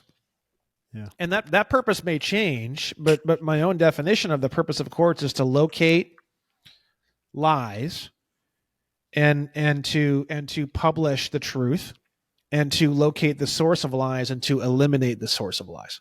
The source of lies is the evil source.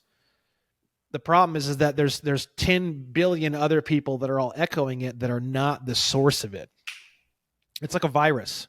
Mm-hmm. You want to talk about the real COVID? This is the real COVID. I was just about to say that. That's the real virus right there. This is the real virus. The real virus is the unknowing repeating of a very, very, very calculated evil piece of information.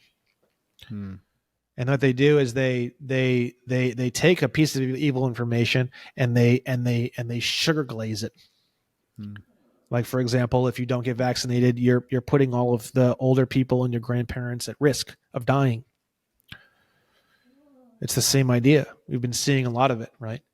So you ask yourself, who originated that? That information came somewhere. It's not like people were just like living their life and we're all just having fun, and I'm just over here drinking a fucking a scotch and a fucking fruit shake, and I just like fucking, No, someone came up with that idea, and somehow it got through the society at an extremely accelerated rate of speed.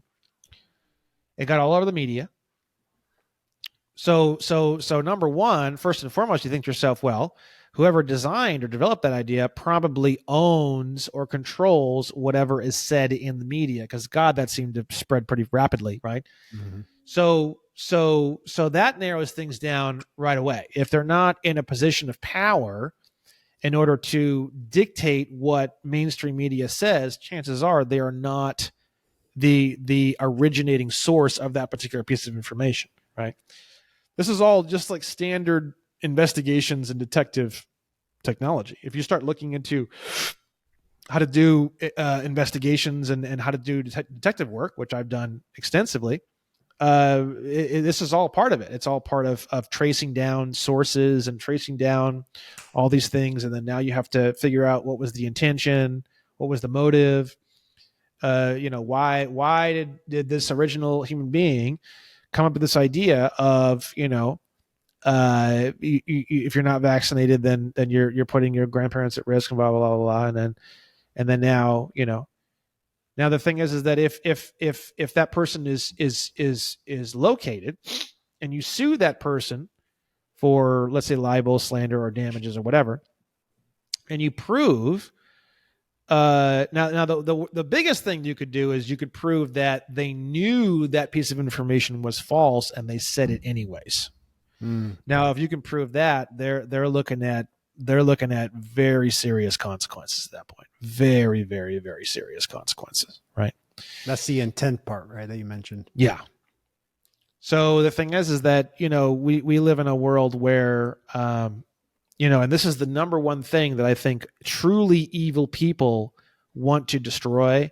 I think if you were to, they're all psychotic. You can't really talk to them very easily. But I think if you were able to talk to truly evil people and you were to survey them, I think the number one thing that they would love to see destroyed off the face of the earth is the idea that people are innocent until proven guilty. And I think that if we don't hold that, and if we continue to let that slip away, which is what we're doing right now, and we get into this frenzy of burn everyone, witch hunt, they're an agent, they're a plant, they're this, and we don't stick to innocent until proven guilty, and we don't build a case, and if we don't file the evidence, I think the day that we lose innocent until proven guilty is the day that we truly, truly, fully, 100% slip into a 1984 Orwellian nightmare. And technically, innocent is very different than not guilty, right? And there's a technicality there.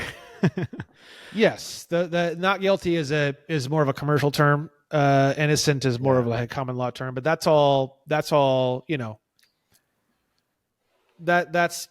mean, that's, we can get into all that, but that's not, we're right now we're talking about more of like the base philosophy behind all of this, even more so than the terminology itself, that the specifics of the words. I think innocent until proven guilty is very simple. It's that's why you have the right to remain silent. That's why on the Fifth Amendment you have the right against self-incrimination. It's like, look, if you think I'm not innocent, if you think I'm guilty, I'm innocent until you prove that I am guilty. I don't need to put myself on the fire or hang myself at all. I can sit here, not say a fucking thing. Now here's the problem.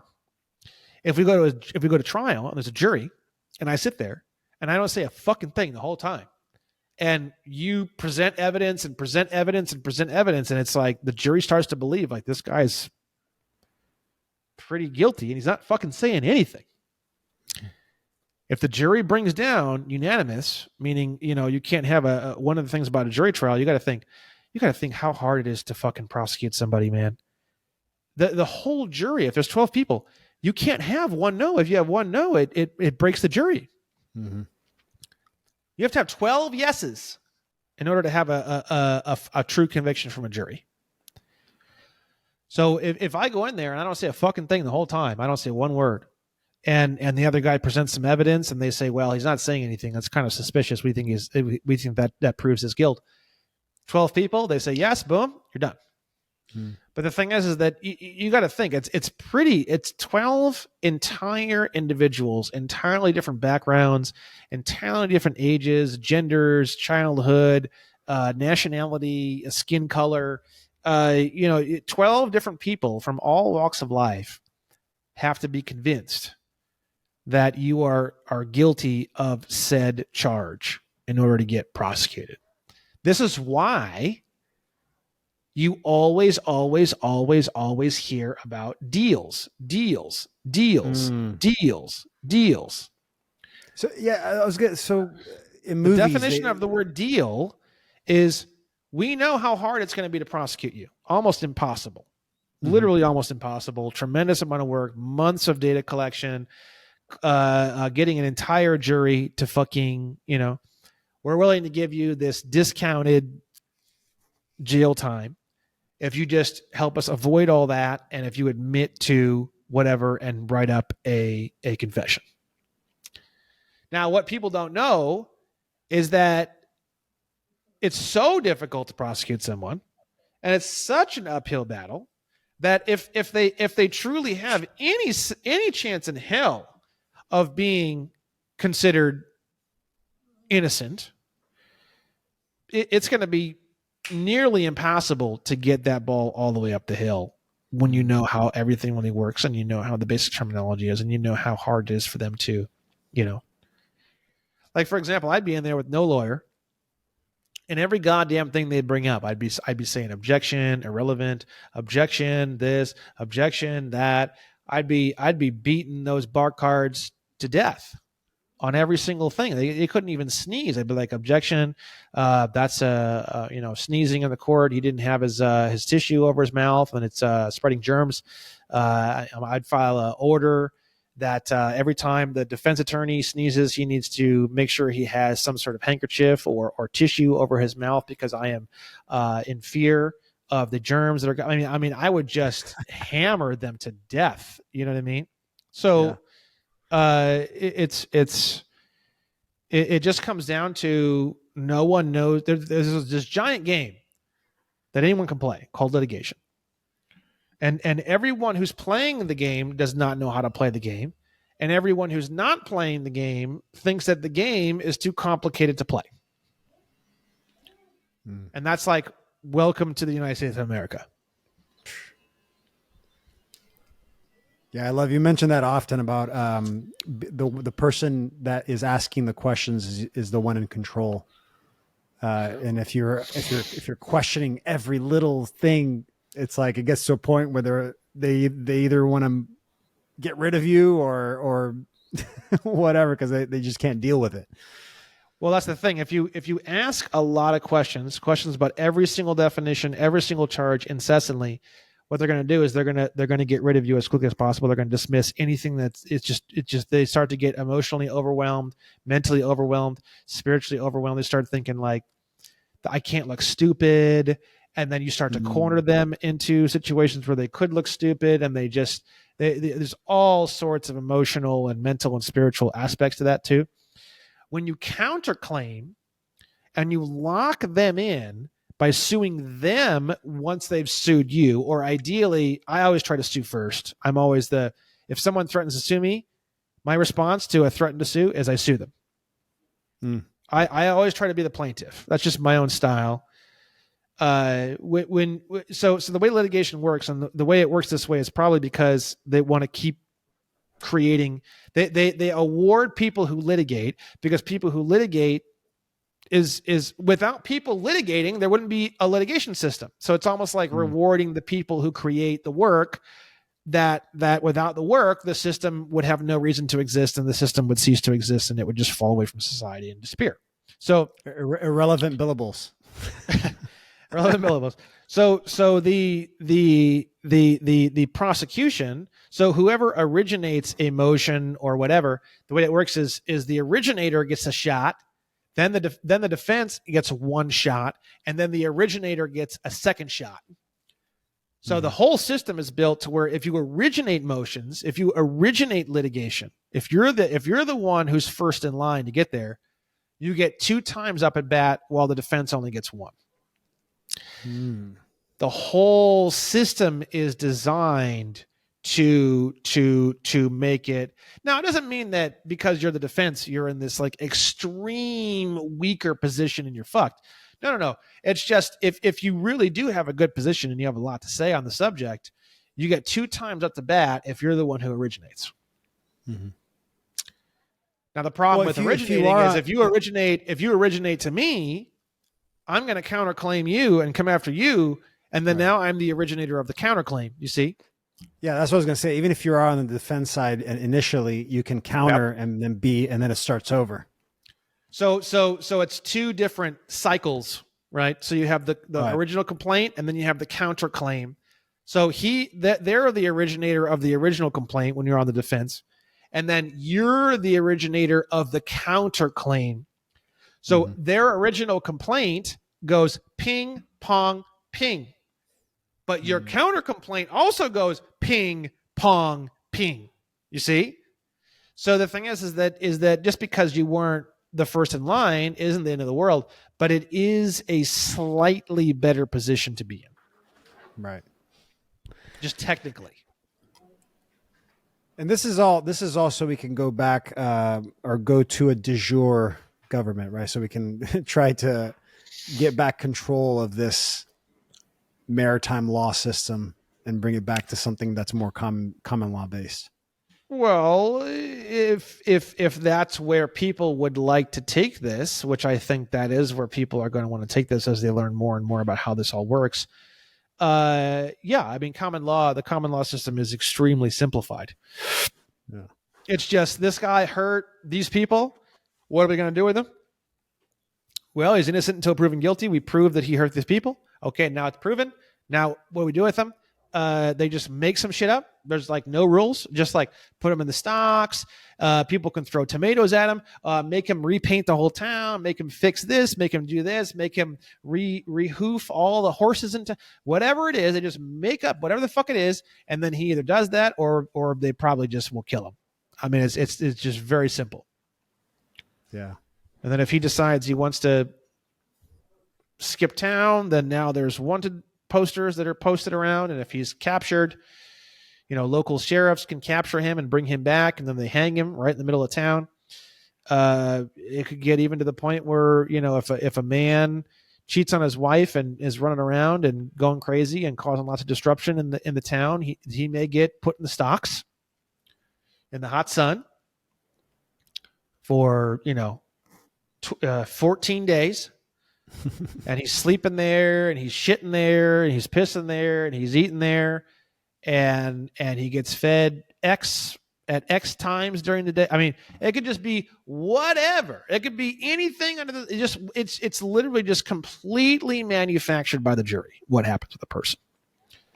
Wow. And that's common law. There is no books, there is no nothing, there's nothing. It's just he's innocent until proven guilty. You prove the evidence. If he's found guilty, you just make up whatever it is that he is going to now have to do or experience. And that's where a lot of the old torture stuff came from. You see these old torture devices and all this crazy ass sexual insanity where there's like a piece of wood and they're strapped down to this piece of wood and there's this thing that goes up their ass and it's horrible. Oh, that's all. So, oh my gosh. So you're saying that like these devices were the imagination of the if I had to assume where a lot of those things came from, yes, they were devices that were developed because the local area considered that sodomy, for example, was completely unacceptable because it was a debasement of God's word or whatever. It doesn't matter. They just whatever they say. And then they say that there's this wooden table and it's going to fuck them up the ass now violently because that's an eye for an eye. And that's now what they need to experience. And they're going to experience that for 3 full days or whatever. And then after 3 full days, they've served their sentence, quote unquote, or they died during the procedure or whatever. If they died during the procedure, that's just too fucking bad. Whatever. I mean, it's literally just a completely open. There is no statute. There is no rules. And you say to yourself, well, I'd rather have the statutes because it prevents all this. And that's why I'm kind of like not really necessarily on either boat. Right. Because if you don't have the statutes and you don't have the statutory system, now what do you have? You have a witch hunt. You have God knows what, people getting burned on stakes in Salem. But at the same time, the statutory system itself has become so oppressive. Okay. So the thing is that it's not my job to tell people what this is supposed to be. It's just my job to share information and look at definitions and enlighten people in terms of what the situation is and what options they have and what they could do and what they couldn't do and what things could be and what they couldn't be and I where think things used to be. And that's literally the most important thing. And I feel like that you're doing, which is showing that there are more options. yeah, I want to believe that most people don't know that there are options, and they feel limited. They feel out of control because they believe that that's it. It's only maritime. yeah, especially in the financial arena. Right. The Especially with financial arena commerce. is where everyone really feels, especially with all the inflation and everything, they feel really, really pressured. And that's why I focus mainly on the financials, because when you look at the financials and you look at the financial system and how it works, it's probably the highest amount of overall oppression that you can release from your life is by learning the financial end of all this. And Mm. also the financial end is an end where I know that every single time I issue orders and every single time I litigate, I will win. And when I win, it's going to be 20 million, 50 million, 150 million, 250 million. I'm working on a new one right now with the Department of Motor Vehicles. It's going to be 500 million. So the beauty of working with financials and negotiable instruments is I know I can win every single time, no question. And it's just monstrous payoff. Wow. And that's why I don't do criminal, I don't do CPS, I don't do any of these cases. I only do finance and negotiable instrument cases because until I have, all the money in the world, maybe at that point we'll start training people and I'd rather train people and build out my office and have them dealing with the CPS and the criminal and all the implied immunity and all these different cases. I don't really want to deal with it. I'd rather just stay with negotiable instruments because I know I can win every single time. Mm-hmm. So I'm the crypto guy, blockchain, all that stuff. I see it as a real money. I see it as at least Bitcoin. I see a Bitcoin, maybe a handful of others that are true value, asset based, uh, tangible value. Would that using crypto, does that change the way that things are dealt with in this system, or is it just going to have to be a whole separate system in how we interact with it? The original definition of I don't know how what your perspective is with crypto. By the way, I'm just assuming that you know something. I don't really know anything, nor have I even bothered to look into it. But the bottom line is this: that the original definition of money is gold and silver coin. Mm-hmm. And the definition of currency and the definition of funds includes evidences of debt, which would be promissory notes, bills of exchange. So money in terms of a government standard, in terms of even the original government, we're talking if we were to go back 200 years, is gold and silver coins. And they're actually supposed to be issued by the state. So meaning the way that the original money is structured is you would have a state coins. So you'd have a state dime, a state nickel, a state quarter, a state half dollar, a state dollar, and they'd all be coins. They wouldn't be paper.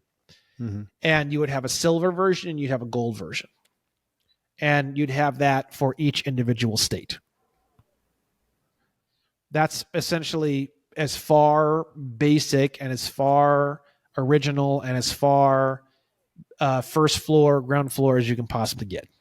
Mm-hmm. Then from there, you have currency or funds, which is when they started getting into, like, let's say silver certificates and gold certificates, which is like this piece of paper represents 20 ounces of silver. This piece of paper represents or is a promise to pay 5 ounces of gold, a gold certificate. The word certificate means evidence that something is elsewhere. Right. Right. So a silver certificate is a certificate proving that silver is elsewhere. A gold certificate is a certificate that proves that gold is elsewhere. This thing represents 10 ounces of gold. So it's like 10 ounces of gold here. It's like a lawyer. It's the same thing with a lawyer. A lawyer represents its client. So a silver certificate represents its silver. You see? Mm-hmm. So there's different types of crypto. There's different types of crypto where the crypto itself is backed by gold or silver. Now, at that point, that particular crypto would be a silver certificate or gold certificate by law. Mm. Interesting. I never thought about it like that. Yep. The problem is this, though, is that a gold certificate or a silver certificate in all of history was exchangeable via the U.S. Treasury. So it had that like government like trust backing it. It wasn't a crypto where it's who is this person who I'm supposed to get my silver from, and then you show up to get your silver and they're like fucking you around for 4 months because they don't want to give you the silver because they don't have it because they're fucking retarded and they over leverage their crypto or whatever. You see? Mm-hmm. Yeah. So the whole point of the original system was the silver certificate, the gold certificate was supposed to be trust. It was trust that you can go and get whatever silver or gold whenever you wanted it. And in 1971 with Nixon, France wanted all their gold that was owed by the government of the United States of America, and they came over, and that's when Nixon was like, nope, never mind, fuck you, we're defaulting, and they took all the gold and they just totally flipped out because they couldn't pay probably all the gold that was owed. It would have bankrupted the whole country. So a lot of people say Nixon is so evil because he did all this and he pulled us off the gold standard. But in actuality, you know, in his position, which is a long-term issue that was going on all the way since 1911, where it was a greater and greater and greater depth of debt and horrifying fucking, he was stuck with a problem that he had to address. And maybe as far as we know, Nixon just was like, fuck it. If we give them all our gold, we're fucked and the whole country's going to go under. Fuck them. We're not paying them a fucking thing. We're taking all the gold and we're taking everybody off the gold standard. And that was the only way to save the United States of America from being owned by the French. That's amazing. He probably felt like a savior. For all we know, fucking Nixon saved us. We don't know. Right. You know, that's why I'm telling you, you know, everybody goes and they start thinking that, oh, everybody knows everything. And fucking Nixon knew about the fucking Emergency Banking Act of 1933, and he knew all this stuff, and he's an evilest son of a bitch to ever walk the earth. Maybe he was, or maybe he wasn't. Maybe he was our savior. Yeah, I don't know. I mean, if we really do want to operate as innocent until proven guilty, if I'm the one who's going to prosecute Nixon and say that Nixon was the biggest piece of shit to ever walk the earth, now I'm the one who's going to have to present all the evidence to support that and prove him guilty because he's innocent. And I got to tell you, I don't know. I don't have that evidence to present to you because you got to prove intent and patterns and everything else. And I don't have that evidence. Yeah. Nor do I want to build that evidence. So I don't know. And I don't think a lot of other people do either. It's the assumption that you've got all the answers. In a court of law, you are going to be arrested for contempt of court behaving like that. Yeah. Yeah. And that's something I learned myself. Never, ever assume. No assumptions in this reality, because that will make you an ass. This was such a great conversation, man. I don't want to keep you much longer because I know we've already been here for like 2 hours, and I can just keep going about this because this is just, like I said, I'm taking your course right now, and my mind gets just blown apart every morning when I'm at the gym. If there was a video camera on me while I'm on my row machine, it would be with a big O face, just like mind blown. It's like, what the fuck? And if you guys listening want to get your mind blown like I am, definitely go to onestupidfuck.com, sign up for his course and take it and show up and watch it. I promise you guys will get so much out of it. Thank you, Brandon, my brother. You have just gone above and beyond in this interview. I really appreciate your insight and everything you have to say. Thank you. I want to leave the last. I have one more question, but before I do, is there anything that you like to plug? You want to anything you want to do?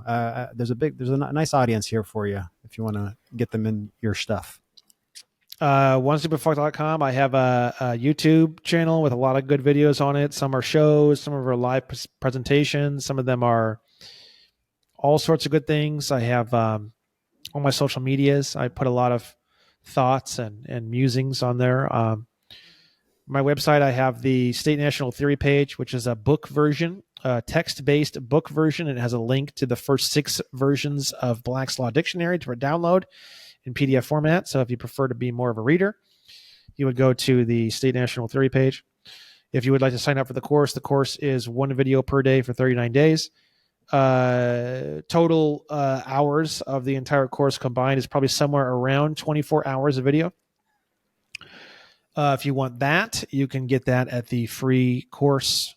There's also a step-by-step guide page, which is typically the first thing you're going to be reading, which is a breakdown of all the different pages and all the different options and all the different things. And we now have 3 different websites. We have the onestupidfuck.com. We have the Williams and Williams Lawfirm.com. There's a lot of really interesting information and articles on that website that you cannot find anywhere else. I try to separate out the 3 different websites and put a lot of cool content on all 3. That way they can all get a lot of traffic rather than just them all referring back to a previous site. I try to make them all kind of separate. And then now, as of just literally a week or 10 days ago, we have our own website for the Nation of the Amnesty Coalition. We have an entire resources and documents section. All the documents that I create and give away for free have all been relocated to the Nation of the Amnesty Coalition website, which is the amnestycoalition.org. And we have a question and answer section on that website, which goes into a lot of questions and answers in great detail as to citizenship and nationality and how to build your own nation and all the good stuff. And so yeah, there's a lot of great stuff all over the place, and I'm constantly working and editing all of the websites and all of the pages all the time. I read them and go through them probably nowadays every 1 to 3 months. I go through everything and I just went through a whole full re-edit over the past 10 days. I went through every single document, every single page, every single everything of every single website, and made updates and adjustments and changed some things and took some things out. And so some of the pages have been edited pretty heavily. Some of them have been edited very little. But we just went through a huge evolution to bring everything up to speed. So yeah, we're looking really nice right now. A lot of great information. 10 or so lawsuits are coming on the pipeline. If you are on my email list, I try as hard as I can every Tuesday. Today, there was an email sent out this morning. Every Tuesday, I try my best to send out all of the updates from the previous week. Gosh, you've done so. It's only been 3 years you've been doing this. Like, what are you going to do? What's it going to look like in 5 years? I'm so excited to be March of 2022 was when we launched the website and when things started. Not even 3 years. So really, yeah, it's just, I mean, if in my head, our official launch date was March 14th of 2022. So we're actually a little bit over 2 years, actually. Wow. Yeah. Wow. I commend you, man. You've done so much work. I've gone through a lot of it, and it just blows my mind that you did this in such a short time. So I'm excited for you. Every single day there's new accounts popping up and new people teaching this information, and every single day there's new websites popping up and new micronations. And now it's getting to be where, this is kind of like all the cool kids are doing it now. It's starting to really explode, which has some negative aspects as well. It becomes kind of confusing. Who do I follow? Who do I listen to? There's so many different ways that people are explaining things. So there's always a positive and a negative, but I always say find the person who makes the most sense to you. Find the person who connects with you the most. I always tell people I am a minority. If I had to say a majority of who teaches and who is in this space of which I am in, it would be black males. Black males between the age of 28 and 44 would probably be like, if you were to take all the black males out of this whole arena, it would just, the whole floor, the whole ground would just rip out from underneath us. It would just, Wow. It would absolutely destroy. So I feel as a white man, I feel as though I am actually a minority in this space. And I think the reason why that is because there is a huge desire and a huge interest in the black demographic to end a nightmare that they have been living for a long time. And I think the ones that are really impressive to me are the ones who, even though they may have experienced a tremendous amount of injustice in their life, they are still finding humor and still finding enjoyment and still able to laugh and enjoy the process and the educational process, and they don't become these vengeful, extremely upset. For example, a couple of people that I can name off the top of my head that I'm really, really just blown away by is a guy named, I think his name is Jaleel, and he's a Moorish lighthouse underscore official on Instagram, and he teaches a lot of information about what's called adverse possession. Now, most, I'll be honest with you, most Moorish people that I have dealt with are so angry and they're so violent, and I understand why they are that way, but it's extremely difficult to want to talk to them, to want to listen to them. They burst into emotional violence so rapidly. They're like a pressurized leaking a propane tank, and I think it's very bad. And I think I don't think that's the way that it should be, and I don't like that. And Jaleel is Moorish, but he's just not like that at all. He is I feel like he should be the face of the entire Moorish nation. He is so wonderful, and he is so well spoken, and he is so stable, and he is so helpful, and he has so many haters and so many horrible things that people put on there, and he just addresses their concerns and just such a beautiful diplomatic way. He is so impressive in so many ways that it truly it just amazes me. And then another guy that I like a lot, his name is Manza Mahatha, and it's something like Manza underscore Mahatha 888 or something like that on Instagram. MANSA, I think, Manza, and then Mahatha is like, I don't even know if I'm pronouncing it right. MAHATHA, something like that. You'll find him. He's got a pretty fucking huge platform now. He's hilarious. He's got a lot of humor. He's always laughing and joking and cracking jokes, and he's really interesting. He has like 80% humor and fun, and then he infuses like 20% information. And then if you buy his courses or if you purchase his seminars, he kind of flips that around, and it becomes on the seminars or the paid services more like 20%, 30% kind of fun and games, and then 70% information. And he really cares, and he's just a big jokester. He's always smoking these 30-pound blunts, and he's just so goofy, and he's just like cracking jokes, and he's like very animated. And I've seen him in person actually, and he's just as animated and just as wild in person as he is in his videos, and he really, really cares. And those are a couple people who I think are really some of my favorite people doing this. And us white guys, there's not, percentage wise, there's not that many of us. Man, this was good stuff. Again, I appreciate you. I appreciate everything you're doing. I'm definitely going to look, I'm going to look those people up, because I'm following more and more the people that are talking about this. And I've always said, take in as many perspectives as you can, and then like connect your dots. Just like you said, like don't just align with one person, or at least find the people that you resonate with, and then connect your dots. I mean, for me, it's like I have a large white audience, I think, because I'm like the white guy, you know what I mean? But yeah, that's just because that's you can say whatever you want to say. You can say, oh, you should find someone you fucking, the thing is, that's the way it works. People are going to do that, whether you like it or not. You say like, oh, people shouldn't be whatever, racist or whatever it doesn't matter. It doesn't matter what you say, because that is what people are going to do. So the thing is that people are going to just simply connect with whoever they connect with. That's it. It's just that simple, Yeah. So last question, and then we'll end it here. Yeah, sure. This was such a great conversation. So you're standing in front of millions of people. You have only 2 minutes to leave them with something that they will always remember you by, what would that be?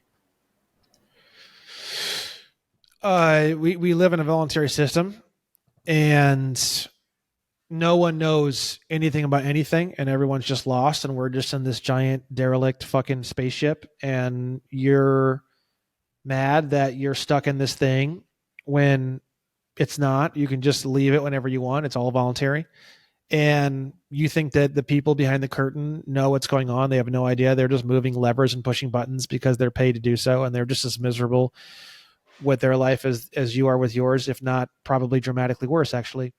So it's just kind of one of those things where we live in a nightmare. I don't know what else to tell you. And you know, that nightmare is beautiful in a way, because if you lived in a world where everything was perfect, and there was no dirt, and there was no grime, and there was no crime, and there was no nothing. Have you ever heard of a story where there was no villain? There is no story without a villain. There has to be a villain in order to have a story. So once you can appreciate that, and once you can appreciate that there has to be the bad guy in order to have a story, in order to have fun, in order to have passion, in order to have, you know, every single video game, every single book, every single everything, even music. If there wasn't the evil villain, then there wouldn't be any of these things. And people love all these things, and they have their Netflix account, and they have all these things. If you love these things, and you love these stories, and you love books, and you love novels, and you love video games, and you love movies, and you love TV, then by definition you love the villain. Love it. Thank you for those amazing words. I really appreciate it, Brandon. And again, if you guys want to connect with him, check out the amnestycoalition.org or onestupidfuck.com or williamsandwilliamslawfirm.com. All three great resources. And I feel like for the ongoing stuff and to connect with him on a personal level, you can check him out on Instagram. It's one.stupid.fuck. Such a great handle. Thank you guys. Thank you so much for listening. And last but not least, always remember, gamify your abundance. Love you guys. Nice. This was great, man. Holy